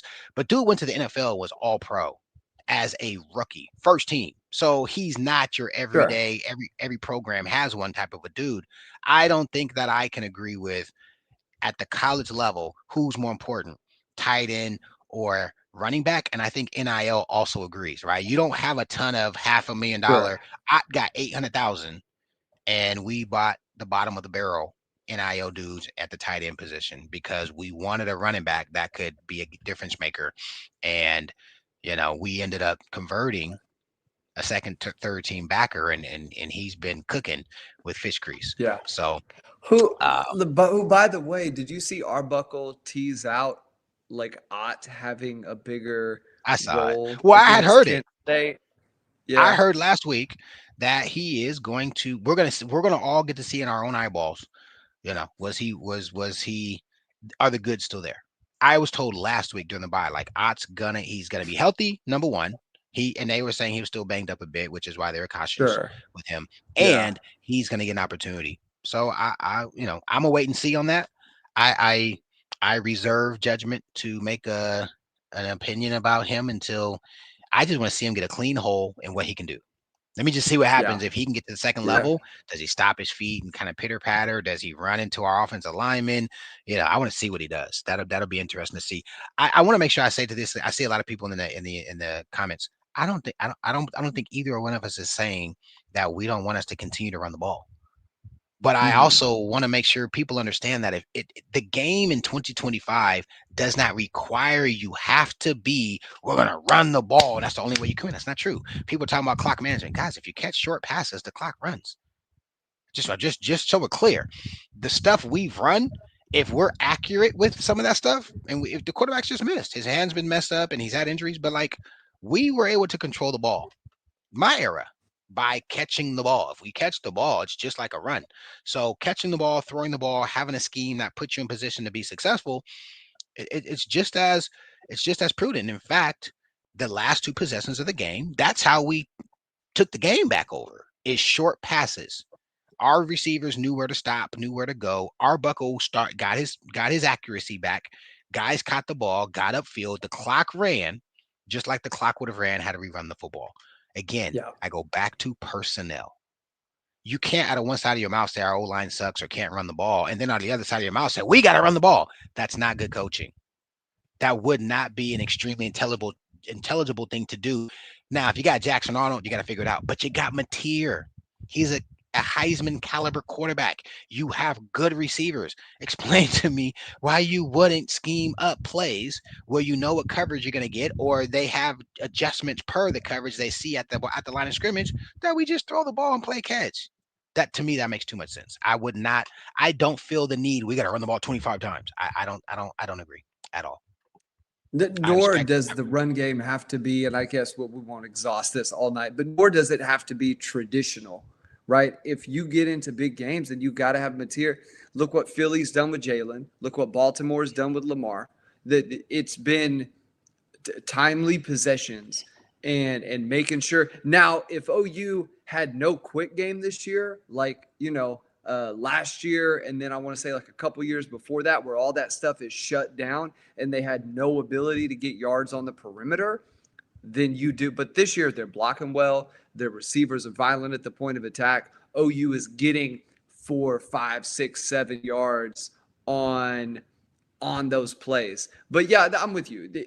If OU could go out there game to game and put 200 yards on the ground up every game and 250, 300 through the air, that would be fantastic. But I think it's more or less saying that it's not necessarily a requirement to win in today's day and age.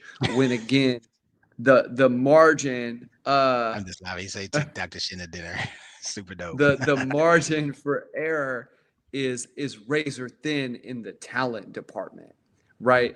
And it does come down to scheme and specific matchups and not beating your head against the wall. It's a win this year game, and and you play with who you have to the strengths that you have. I guess which leads us to um, just what we think is going to happen, DMAC, with this back half of the year. And I want to ask this question very deliberately.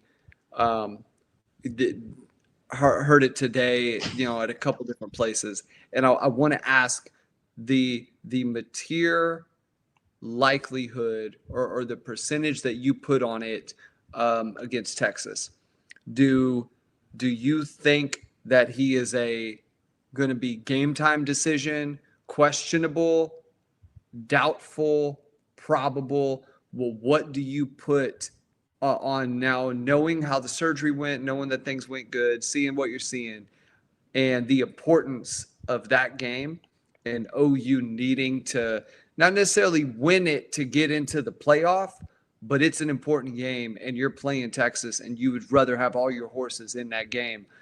Do you see Mateer playing in that, and what do you see OU doing with, I guess, navigating the injury piece of maybe playing the cat and mouse game a little bit with them? Yeah, I think if you ask me my true opinion, I think he's probable. I think he probably plays. And I think they say statistically probably like 60% or more than likely Yeah, is kind of like what probable means. I think my true opinion is probable. I think gamesmanship, game time decision. I I agree think with that. I think it will be game BV time decision. BV wants Texas having to scour. He wants them watching that Auburn game of last year. He wants them watching the Navy game of last year. He wants them watching the South Carolina game last year where, oh, they got this kid who might throw it to us, with the ideal of Mateer shows up the first snap of the game. Right. That it's just more to think about. The players have more to consume, more knowledge, more preparation, more film time. All that stuff is it's a it's an intangible, but it has a residual impact on the game. And so I don't think there's any way that anyone gives the idea that Mateer is for sure going to play as late as Friday. On what is that, the 10th? Friday is the 10th. Yeah, I don't think there's any scenario where on Friday the 10th it's been confirmed Mateer's back, because then Texas knows how to adjust. I think, but I do think, based upon what I've heard, what I've seen, and just again, ask me again after Kent State. I'm telling you. Yeah. Well, okay, here, check. Let me throw your bone. Let Hawkins play quarterback. And all of a sudden, because he's a real threat to go 80, there's all these huge holes for running backs. I know Kent State's going to be different than Texas. I'm just telling you, Mateer is going to be on the sideline like heck to the mother effing no. I'm not letting Hawkins, let Hawkins be some, again, Caleb Williams 4 or 5 years ago, freshman year against Texas, and Herculean effort, and Hawkins is the gunslinger. He gets it done with his legs. He gets it done with the, what I'm saying, throwing the ball. And Mateer's on the sideline at 90% and probably could have played. Mateer's not. Just his mentality, I would expect him to be like, nah, I'm out there. You know what I'm saying? I'm your Huckleberry. I believe he will make himself available. So probable in terms of what I think is going to happen. Again, ask me after Kent State. If Hawkins goes out there and plays mediocre, and everybody's like, oh man, we need Mateer, I think that's gonna make Mateer want to play. And then if Hawkins goes out there and kills it, I think it's also gonna want to make Mateer play. So I think it's pretty high likelihood, but coach will never tell us. Saturday, we won't know for sure until we see who runs out there with the first team. Yeah, I mean the doomsday scenario, right? And I don't mean to like throw gloom and doom on this, is OU goes out there and struggles to score 30 against Kent with Hawkins, and like that is the ultimate. I think that's a real worry for the fan base after watching Hawkins last year against Navy. You're watching him against South Carolina. You've seen him against Temple so far this year. And if he can't throw the ball, I'm not saying OU doesn't win the game, but if the offense does not look impressive, it is and it is a situation where now you like really have to hurry back Mateer. That potentially, if he's not ready, let's say Mateer is not good to grip the ball, but they feel they have to hurry him back for the Texas game, you've now sacrificed a large chunk of the year. And that's with me thinking it probably is game time decision. And based on everything, man, Mateer being as tough as he is, dealing with what he dealt with in the second half of that Auburn game and finishing that game out, he probably plays. But in terms of just what the potential fallout would be and the pressure on Mateer, if OU really struggles offensively, I think you're talking about a situation where now you have to have him back. Well, I think we have to have him back anyway. I think this is all a Sure. hypothetical in Yeah. terms of an opportunity for Hawkins to go out there and over deliver. I don't think there's anyone in Sooner Nation who feels like there's a quarterback controversy. All I'm saying is, um, Hawkins has an opportunity. I even think if Hawkins plays his best game of his career against Kent State, I think Mateer's going to have the opportunity to say, I'm ready, coach. I want to play. Yeah. Coach won't tell the public. He probably won't even tell 90% of the team. For real. Even if Mateer can play, I bet you they give Hawkins first half of the first team reps because Mateer knows Arbuckle stuff, right? And they want to get Hawkins prepared just in case. So I think there's no scenario where Hawkins doesn't get half the first team reps at least. Texas week. He'll get 80% this week. And then if Hawkins doesn't play well, Barry, the fans will just say he ain't it. We want Mateer. You know what I'm saying? Like, that's what I'm going to say. If Hawkins doesn't show well, by the way, I thought Hawkins played well against Navy. 300 yards, 2 touchdowns, a really good ball to Kearney for a touchdown.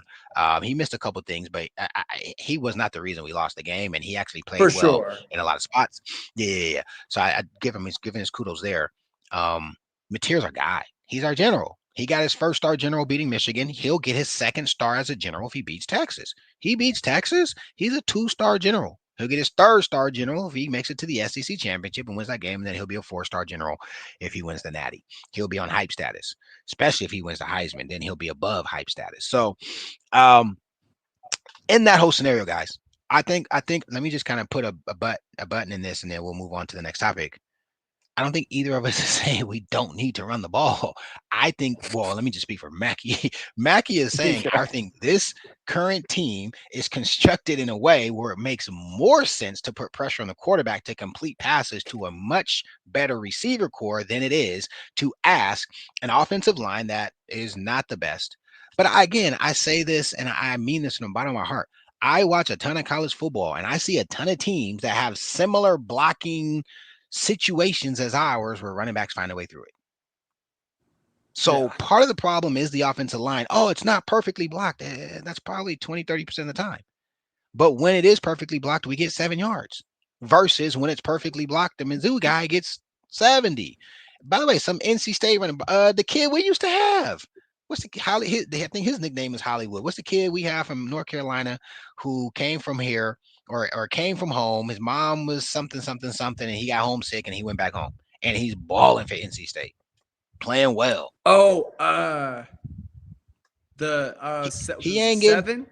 Was it 7 here? It was the chat. No, chat. You guys know what I'm talking about. My point is, he ain't got Smothers. Thank you. He ain't got perfect. Yeah, they ain't got perfect blocking.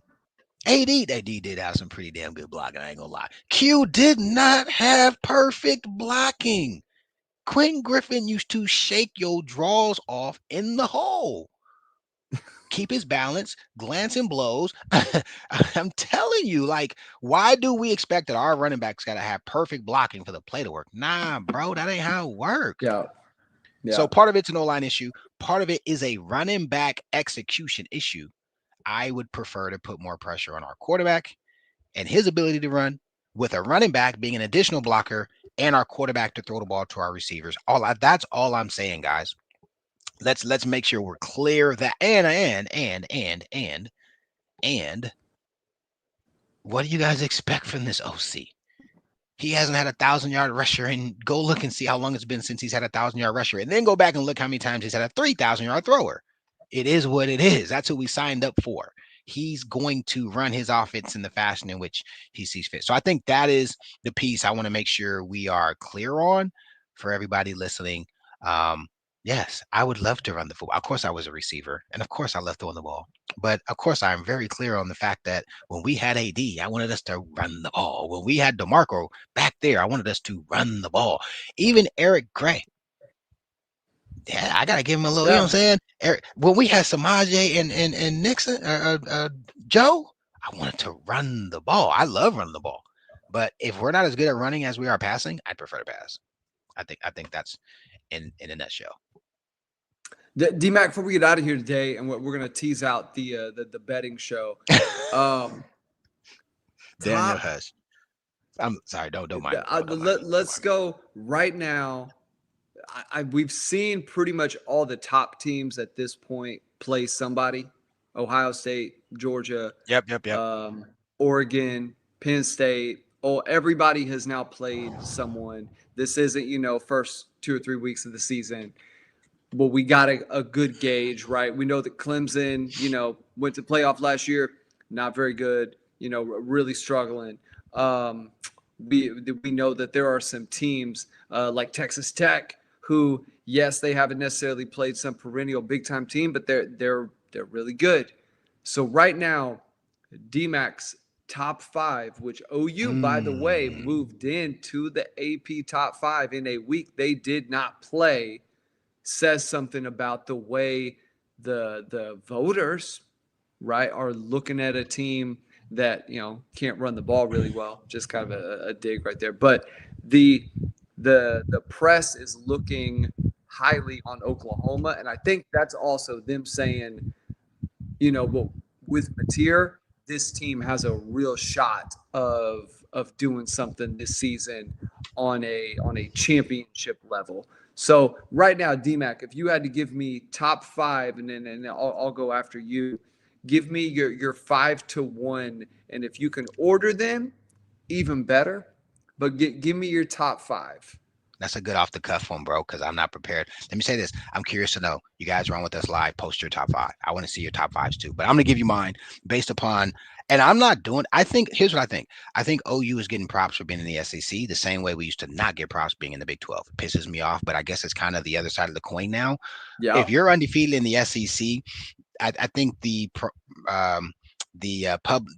publishings and the media. There you go. I'm looking for that, right? Those guys, they know you can put an SEC team high because they're going to figure it out on the field. Versus when OU was really good some years, they wouldn't do it because we were in an inferior conference, right? And so I just want to put that out there. Top five. I don't know that I'm prepared to go 5 to 1 without just kind of guessing. So I'll just give you no particular order. Sure. Absolutely think Ohio State is top five. The two best teams in America to me right now are Ohio Who your State and best? Miami. Miami and Ohio State. I agree The, with you. the way they play ball, Miami's defense, Miami's front is the only front that I could say is up to par to ours, potentially par to ours. We are better on the inside. They're better than us on the outside. Miami's D ends and like edge rusher dudes, it's ugly. But give me Ohio State, give me Miami. I was an Oregon fan because one of my very best friends was their receiver and co-OC for 3 or 4 years. Now he's in freaking Dallas, which is crazy. But I got to give respect to, I think Oregon going into Happy Valley and winning that game is a big deal. Give me Oregon in the top five. Like, for instance, keep it in a buck with y'all. I don't think Ole Miss is top five. They have earned their right to be in that position because of what they've done on the field, but I think they're going to lose 2 or 3 games. Mark your words. Mark my words. Ole Miss will have 3 games before conference championship. So give me Miami, give me Ohio State, give me Oregon. I'm not taking Penn State. Obviously, FSU would have been in there had they not lost to Virginia. Again, like the one-loss teams, I personally believe Tennessee is better than Georgia. Mack, they played on the field. If you watch the game, Georgia found a way to win, so you have to put them ahead. I'm not crazy, but like just watching that game, I thought Tennessee was the better team. They just didn't make that 4th and 8 was ridiculous. If you guys had a chance to see that game, I mean, like, who else is there to give? Penn State lost, Florida State lost, Georgia lost, Alabama got smacked by Florida State. That's why OU's in the top five. That's why Ole Miss is number 4. Texas Tech, I'm not putting Texas Tech in the top 5. I don't give a damn how much money they pay for players now. The guys who they're playing with can't compete in a 12-season schedule, 12-game season, excuse me. I think, I just said all that, and it's probably gotta be Ole Miss. It's not fair. And then, like, are we top 5? Hey, let me ask the chat. Chat, are we top 5? Like, am I ready to say we're top 5 yet? I get we deserve it. I get that part. I'm not saying OU doesn't deserve it. We're undefeated. We beat Michigan. We beat Auburn. You know who I gotta give credit to, and they haven't lost for real. Man, but their quarterback's kind of trash. I ain't gonna lie to you. I was gonna say A&M, but did you watch the game? Like, he can't hit the slant consistently. Yeah. Game's on the line. He's got to hit a second level shot. He'll hit it. But like he missed hella throws. I was like, oh man, I thought he was a better player. Man, I like Tennessee, bro. I like, and it's not because of Have you hype. I think watched they're a any good of it? team. Have you watched Indiana this year at all? Oh, I knew you were gonna say Indiana. Is Indiana's schedule is gonna set up for them? Do I think Indiana is one of the top 5 teams in America if they had to play a schedule with the big dogs? No. Indiana No, plays. no, I agree with that. Indiana plays. They got a big game in a week or two. Indiana has. Hold on. Indiana. We're gonna find out about Indiana. I want to say this weekend or next weekend. And so, give me yours. Give me. So, if you made me do it today, So I'd take Ohio State. I'd take Oregon. I'd take Miami. I think I don't love. I think Ole Miss is going to have 3 losses, but I think Ole Miss deserves it today, and I don't even want to put us in the top 5 to be honest with you. We deserve it, hell yeah, happy about it, but I don't want us to be top 5 yet. Some of these guys are saying it. I want to see us run the ball consistently. So, but I don't want to yeah, give Indiana I top don't 5 think either. that's important. I think the top two. I think there is an argument, and you got to again give it to Ohio State. They've got the win Indiana's over got Oregon Texas. this week, bro. Oh, next week. So Indiana's got Oregon next week, and and Penn State. I think they beat Penn State. I think they probably lose to Oregon. I think Penn State's overrated too. And their Yeah, quarterback showed me that's what I'm saying. This is such a quarterback driven game. So what's his name? yeah, Altier or something like that. He missed all yeah. kind of throws. And man, in He those games, the what Gokolnecki or whatever the OC's name is for Penn State, I know OU had him on like there was a lot of people who wanted him to come oh to yeah. Oklahoma. Hmm. To me, his offense in big games, his offense doesn't do a 9-minute drive against Michigan to close the game out. That they are too gimmicky. It relies too much on like having things that are unexpected for the other team, and that stuff only runs, for so long. Eventually, you have to say, let's set up a scheme for our players, not work on surprise, right? Or try to surprise the team every week, but play to the strengths of the guys and just have a bread and butter that you go to. When OU has been most successful, they've had an offensive bread and butter, so to speak, of the slant or the fade with CD. They had Hollywood Hey, had time out, routes bro. that You you got me. You got me on it. I want your top 5. Give me your top 5, all bro. right, let's go top five. So I would say I think Miami and Ohio State are almost interchangeable at one.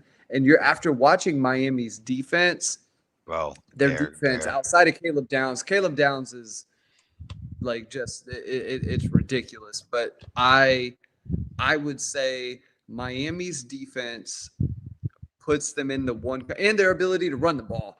When you watch them run the ball, they are dominating and smothering teams in the run game.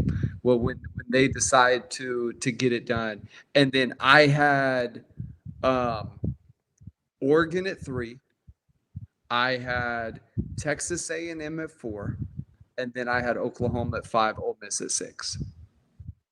I don't hate it. I don't hate it. I think that's so you have 1 through 5. Okay. Yeah.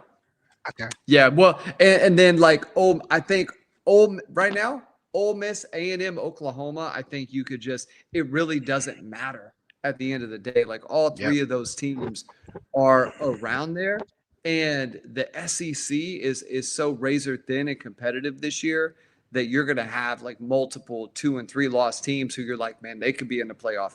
They could be in a playoff.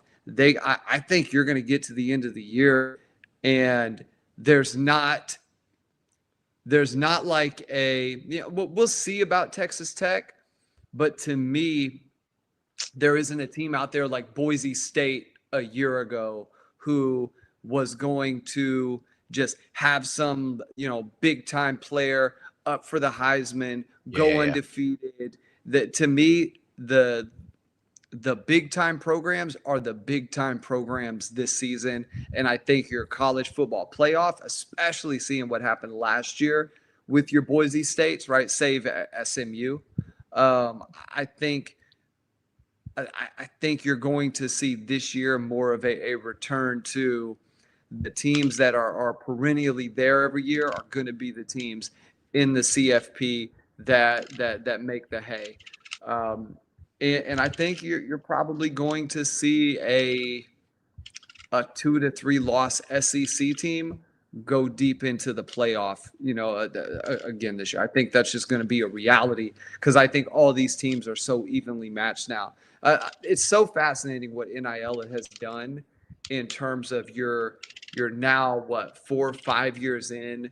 There's a system now with NIL. There's a Kind strategy of. that teams use. Yeah, every Yes. team has a GM. It's getting way closer to a salary cap, getting to like you only have an allotment of certain funds to manage the roster. So you have to pick and choose how you're going to improve your team on the margins. And because of that, you're getting more of an NFL style product where the margin for error every game is a possession. Let me ask you another And you question. just Let me ask you a go question, B. ahead. I got a question for you. I want to stay on. I want to stay on OU because we've missed a week. We've got six or seven games left. I'm taking Kent State out. Give me the order of the level of toughness of the opponents of our other 6 games. So there's Mizzou, there's LSU, there's Bama, there's Tennessee, there's Ole Miss, there's South Carolina. Here's why I say this. I Let me go preface it by ahead. saying this. Let me give you a second to think about it. Everybody keeps saying we don't need to win Texas. I totally disagree. This is my opinion, and this is the difference between good and great. I think it is 100% paramount to beat Texas. And I'm not going to say if, I'm going to say when, because we're going to win, assuming we don't have a litany of injuries. But hear me out, chat. Hear me out. We beat Texas. By the way, we beat Texas. We get first place votes. We beat Texas. We get 100%. Texas is a top 10 opponent. Michigan was a top, I don't know if they were top 10. No, we were both like 12, 15 or whatever. But when we beat Texas, we will have beat a top 10 opponent, and everyone, the entire country created this narrative that said Oklahoma's schedule is so hard. They are a team with 3 losses that could potentially get into the playoffs. And most people who said that was under the pretense that we could or should or would lose to Texas.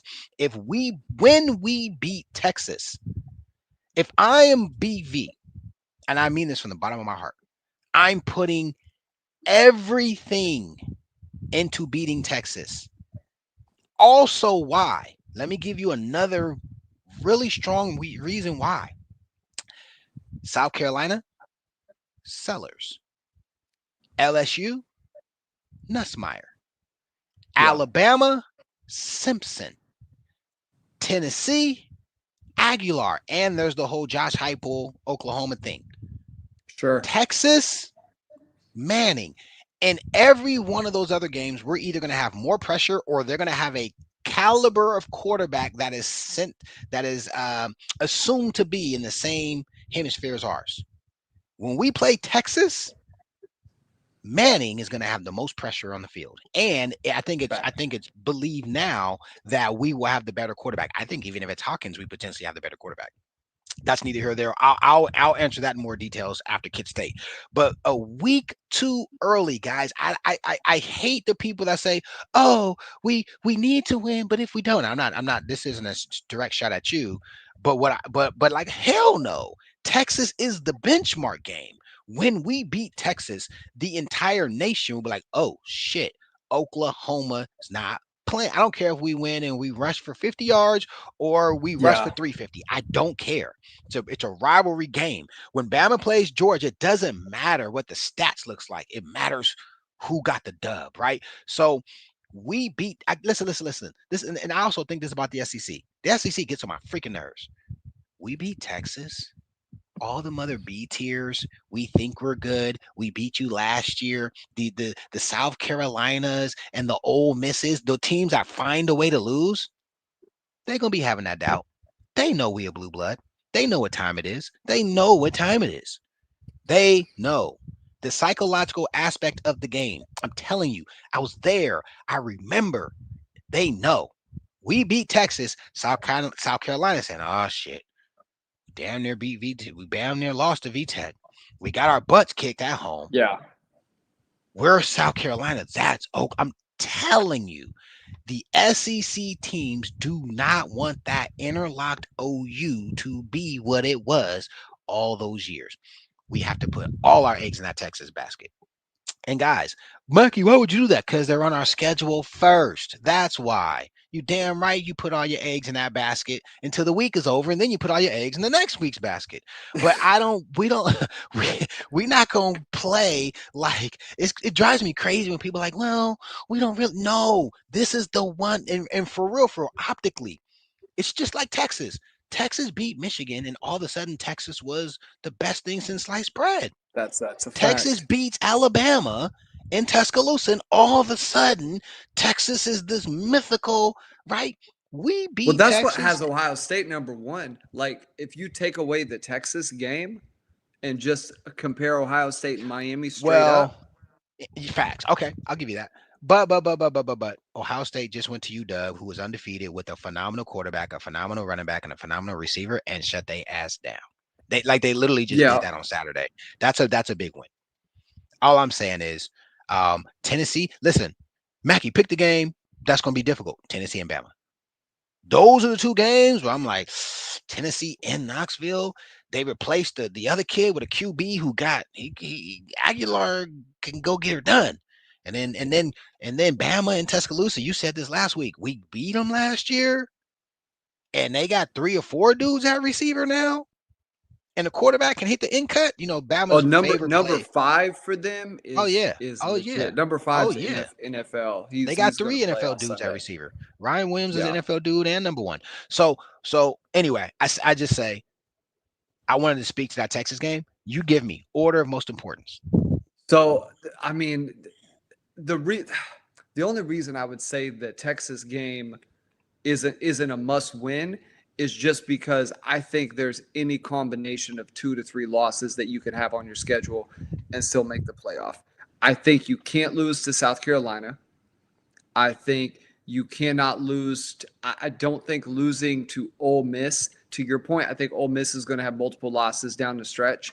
I think it is going to matter if you start splitting hairs at the end, and let's say OU does have 3 losses, who they lost to is going to matter. If it's LSU, Bama, Texas, or Tennessee, LSU, Alabama, that will matter. If one of those is Ole Miss, if one of those is South Carolina, if one of those is, God forbid, Missouri, then OU is going to have a real tough time, even with Not Ole 2 Miss. losses. Not Ole Miss. Ole You Miss don't is, think is so? number 4 in America. No, Ole Miss is number I 4 in agree with America. that. I And they don't think just they beat will. LSU. Nah, I I don't don't think think Ole that. Miss. I don't think they will.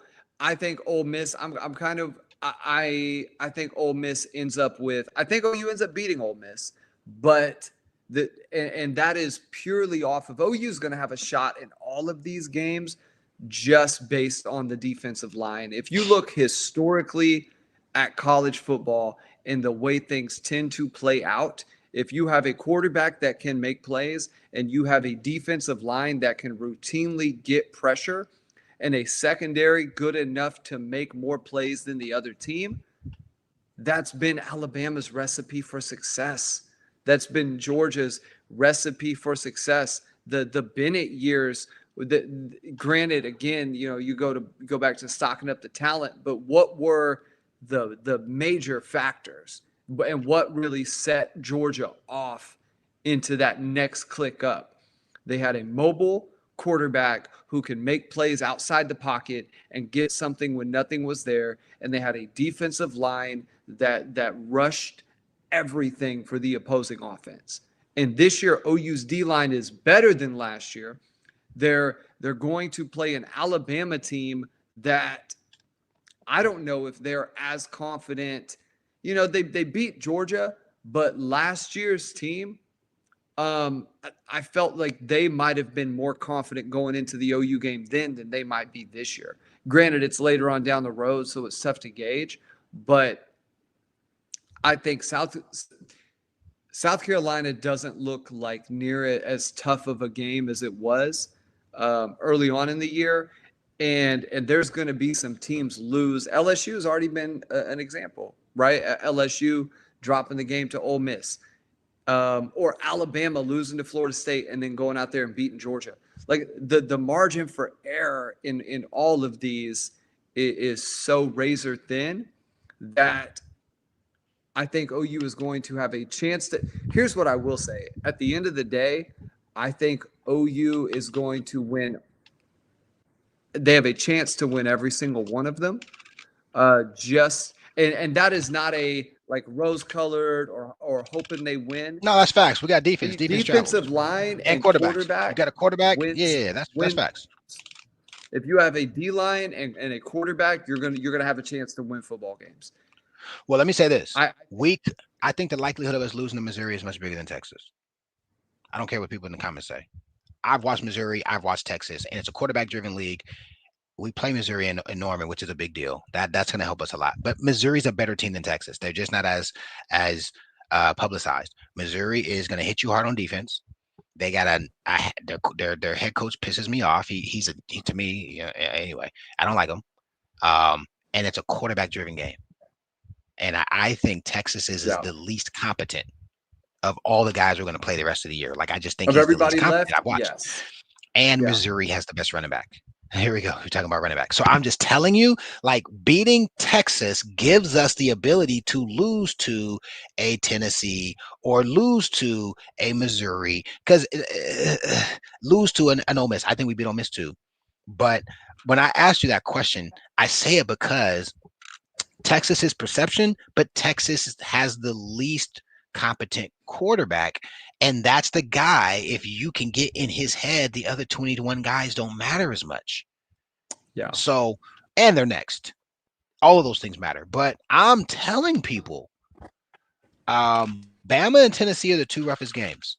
But if y'all think we're going to just smack Missouri because we used to smack Missouri in the Big 12, or because Jackson Arnold pissed down his leg last year when a game we should have won, or Jacoby Johnson falls down and when he drops a pick, we should have caught and we would have won then. Yeah. Like, I'm telling you, they aren't a terrible team.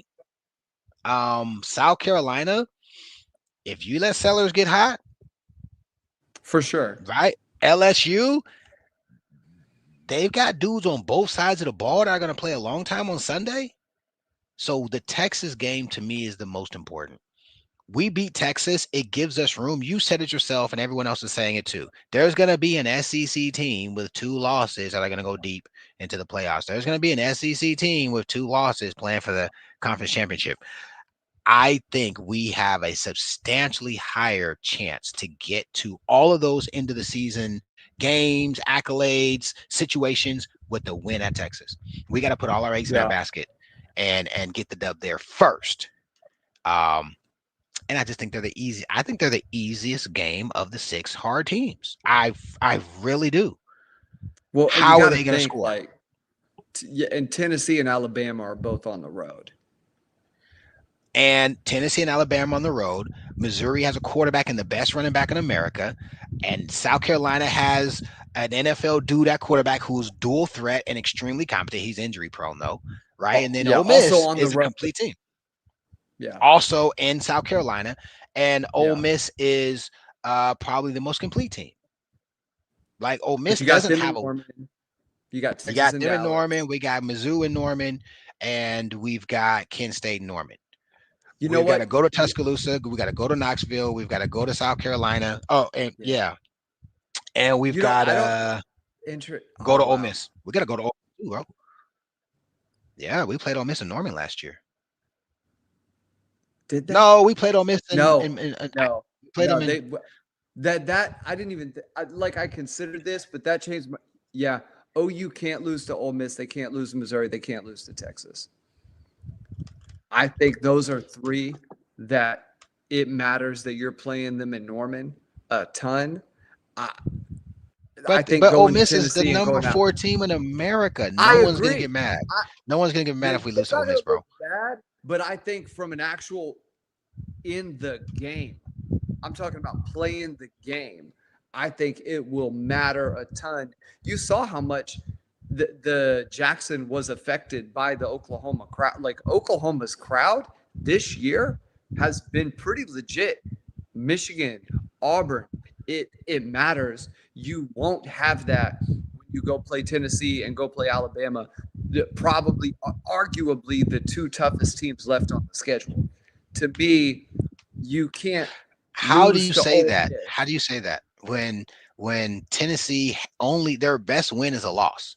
And then I'm a hype stan. I'm a hype stan. That's my QB. Sure. But like Tennessee's best win is losing to Georgia, and Ole Miss just went and beat LSU at home. Like you cannot say Tennessee and they have a loss, and Ole Miss has a better win and no losses. But I think I think it matters where the game is played, and I think it matters when you're playing them in the season, and I think it matters that a year ago OU left that Ole Miss game with Ole Miss having Jackson Dart feeling like they should have won that game, and against Tennessee, I think that was a deflating game a year ago. I think that game sort of like told the story for the rest of the year. But that doesn't impact the impact it's going to have on a loss or a win this year. That narrative is not going to be as big an impact of OU lost to the number 4 team in America versus OU lost to the number 12 team in America or number 15 team in America. Then people aren't going to care if Tennessee is Tennessee and Ole Miss is Ole Miss if Ole Miss is number 4 and Tennessee is 16. But I don't think Ole Miss is going to stay number 4. I think Ole Miss is and there it is. Let me look at the schedule before they play us. Go ahead. Oh, I think at the end of the day, we know who Tennessee is going to. They've already played Georgia. That game was a top. Did you have Ole Miss's schedule there? So they've got. I like this for us. They've got Georgia before they play us, and then they've got South Carolina after they play us. That's beautiful. So they're going to have a slobber knocker. Oh yeah. You think they'll beat Georgia? No problem. No problem. No. Ole Miss. No, I think so. think Georgia will beat. I think Georgia will beat them. I think Georgia's still going to be in the thick of it at the end of the year for sure. We need Ole Miss to beat Georgia. I want Ole Miss to be undefeated when they play us. It would definitely look better. Well, that's gonna be a pick'em game. That will be if OU beats Texas.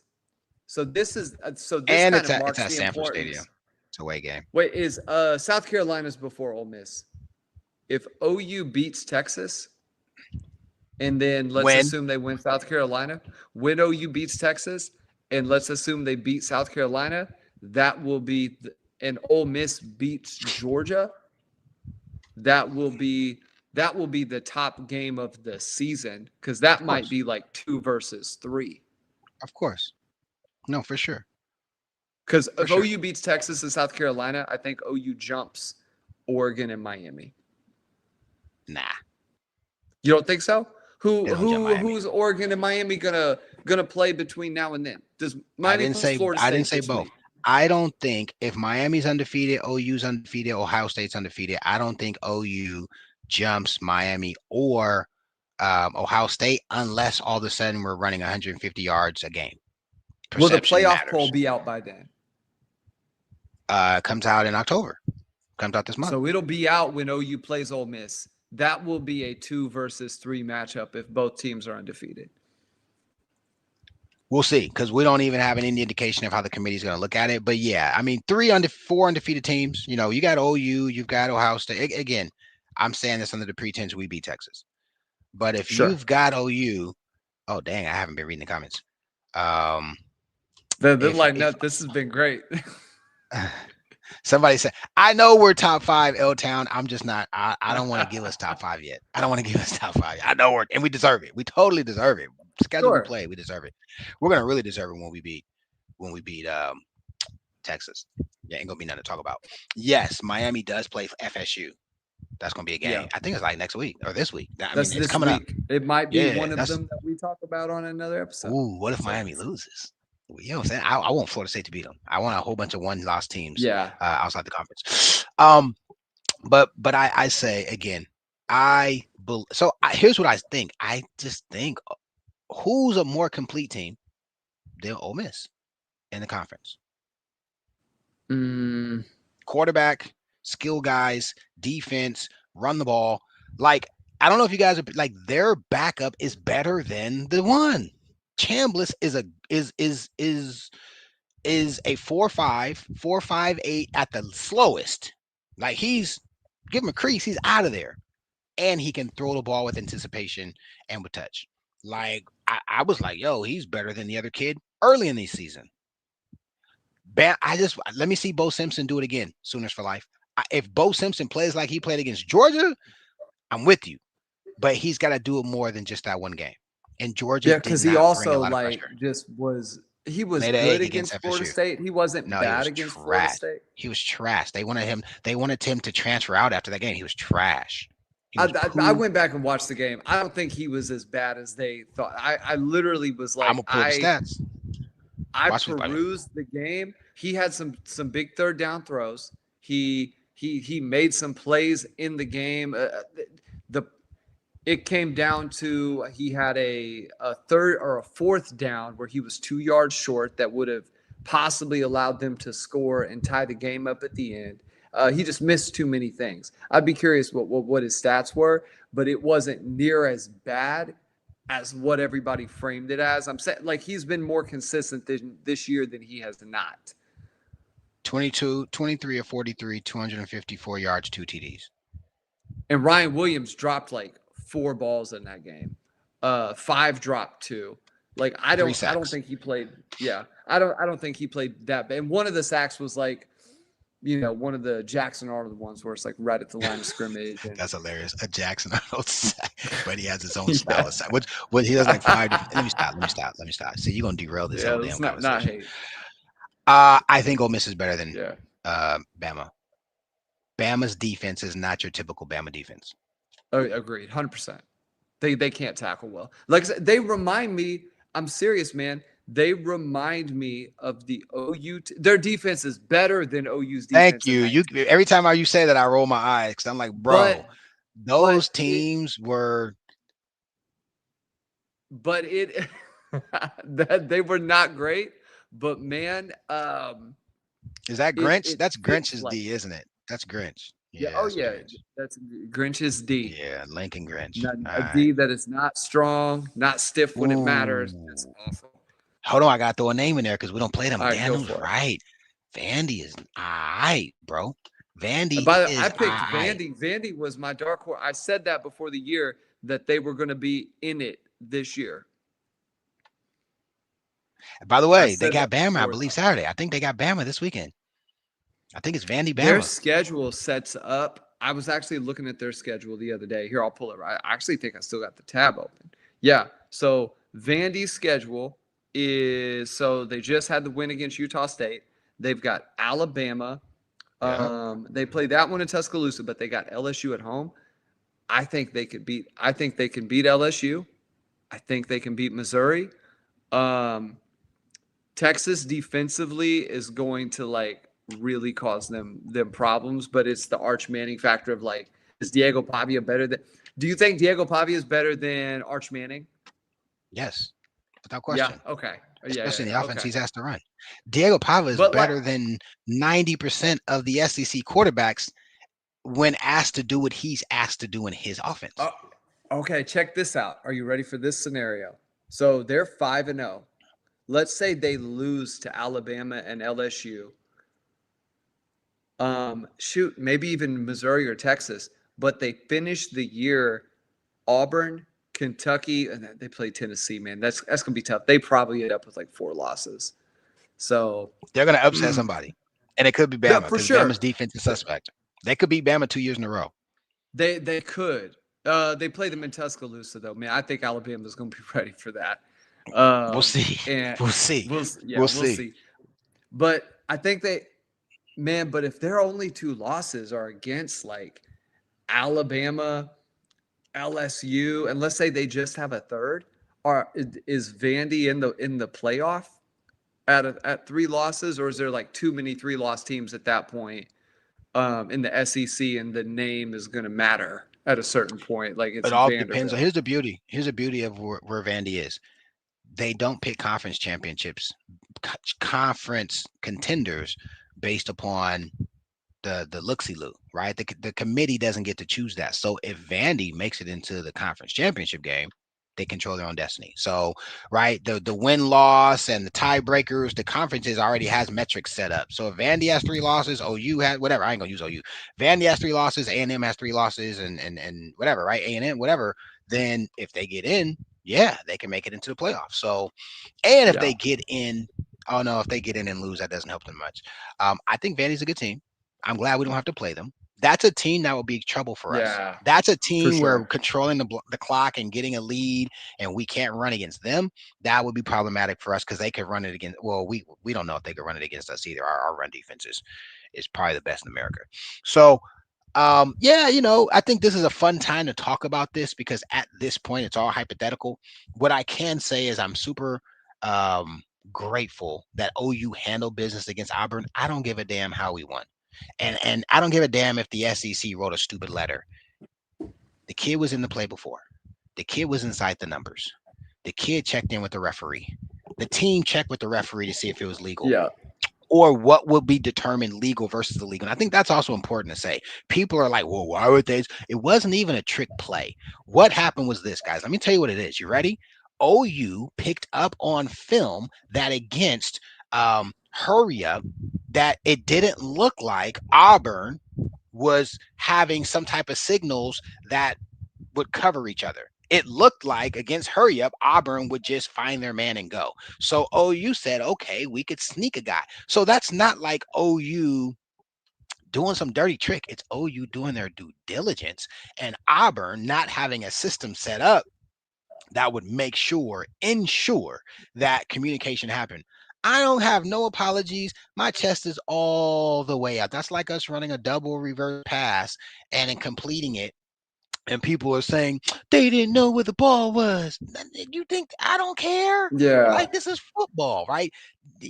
People are saying his body language. Anyway, don't get me on my soapbox. That's 'cause crazy. That whole But like, why is the fumble Ruski allowed? exactly. Right about the kickoff return, the rows, right? Where 8 guys run in and then you don't know who has the ball, and then 5 guys What run about the out kick and one. return where you got the guy who just like the play where they'll have a guy like lay down like you're wearing a white jersey and he'll lay down on the hash mark or on the yard line? It's like, well, what's Listen, the difference? we don't have to apologize. I don't give a damn about That's Auburn crazy. and their whatever tears. I don't know what kind of tears they cry, but stop crying, wussies.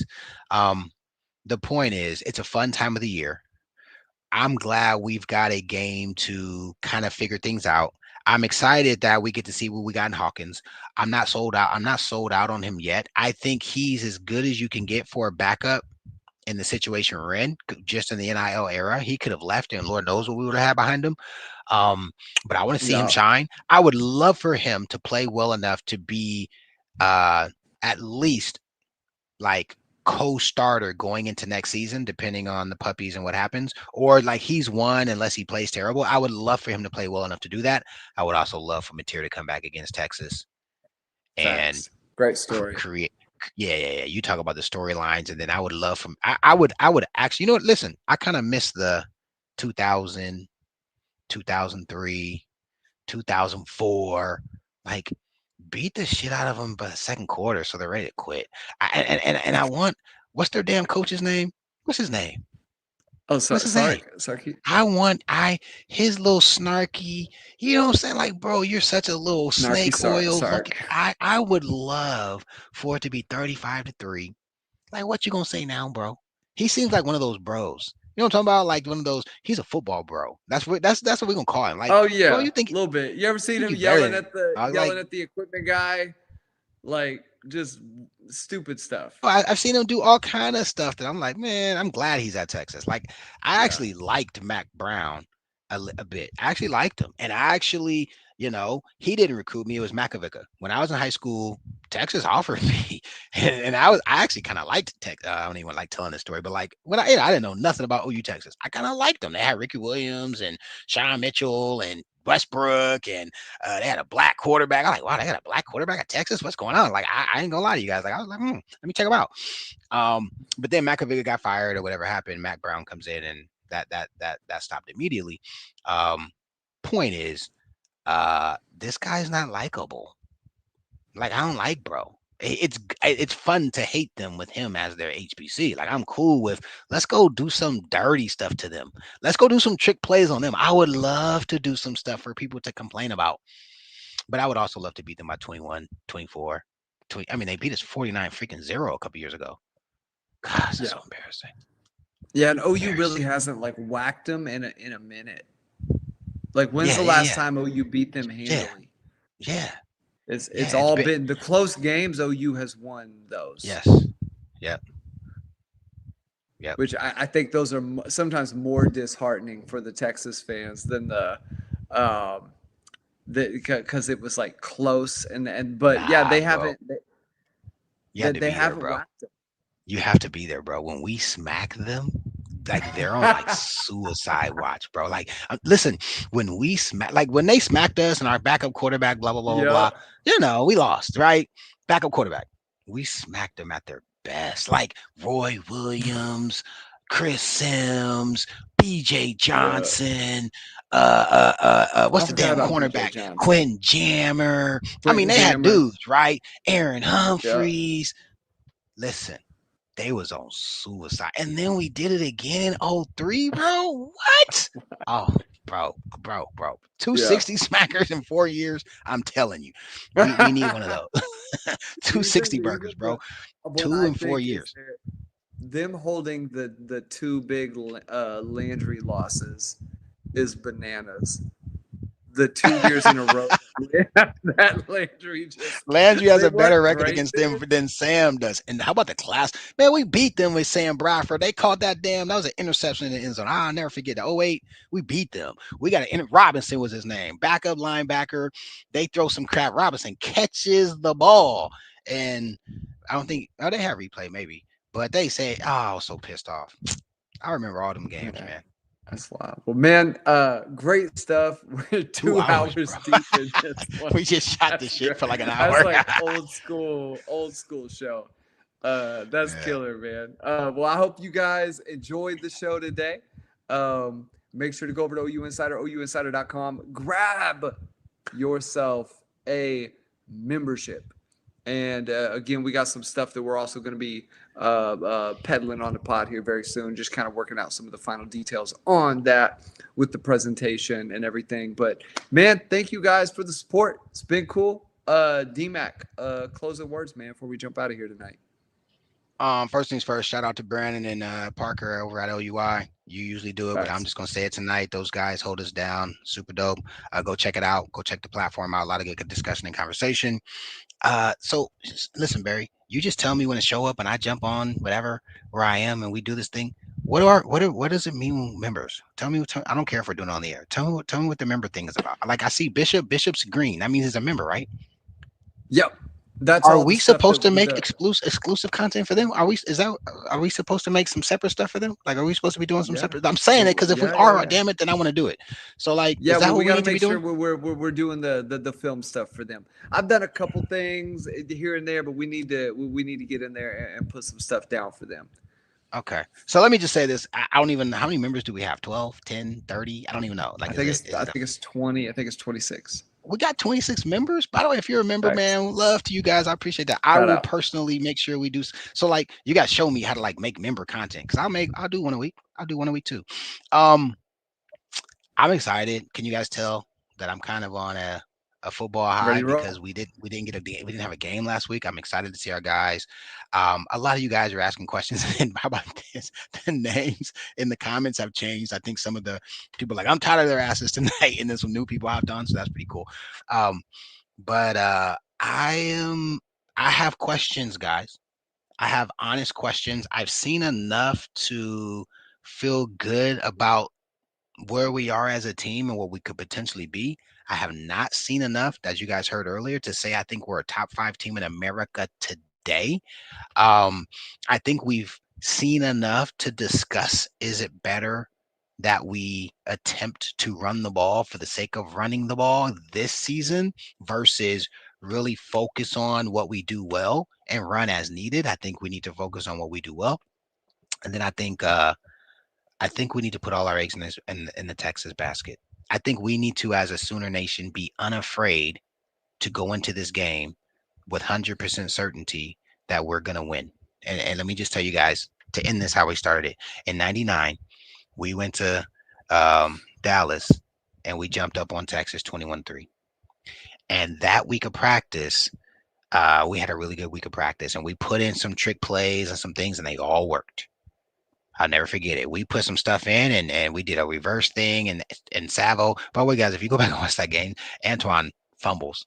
He drops the ball before he goes in the end zone. Thank God there was no replay back then, because if they had replay back then, Barry, it would have been a touchback or a fumble, because he definitely dropped the ball before he got in the end zone.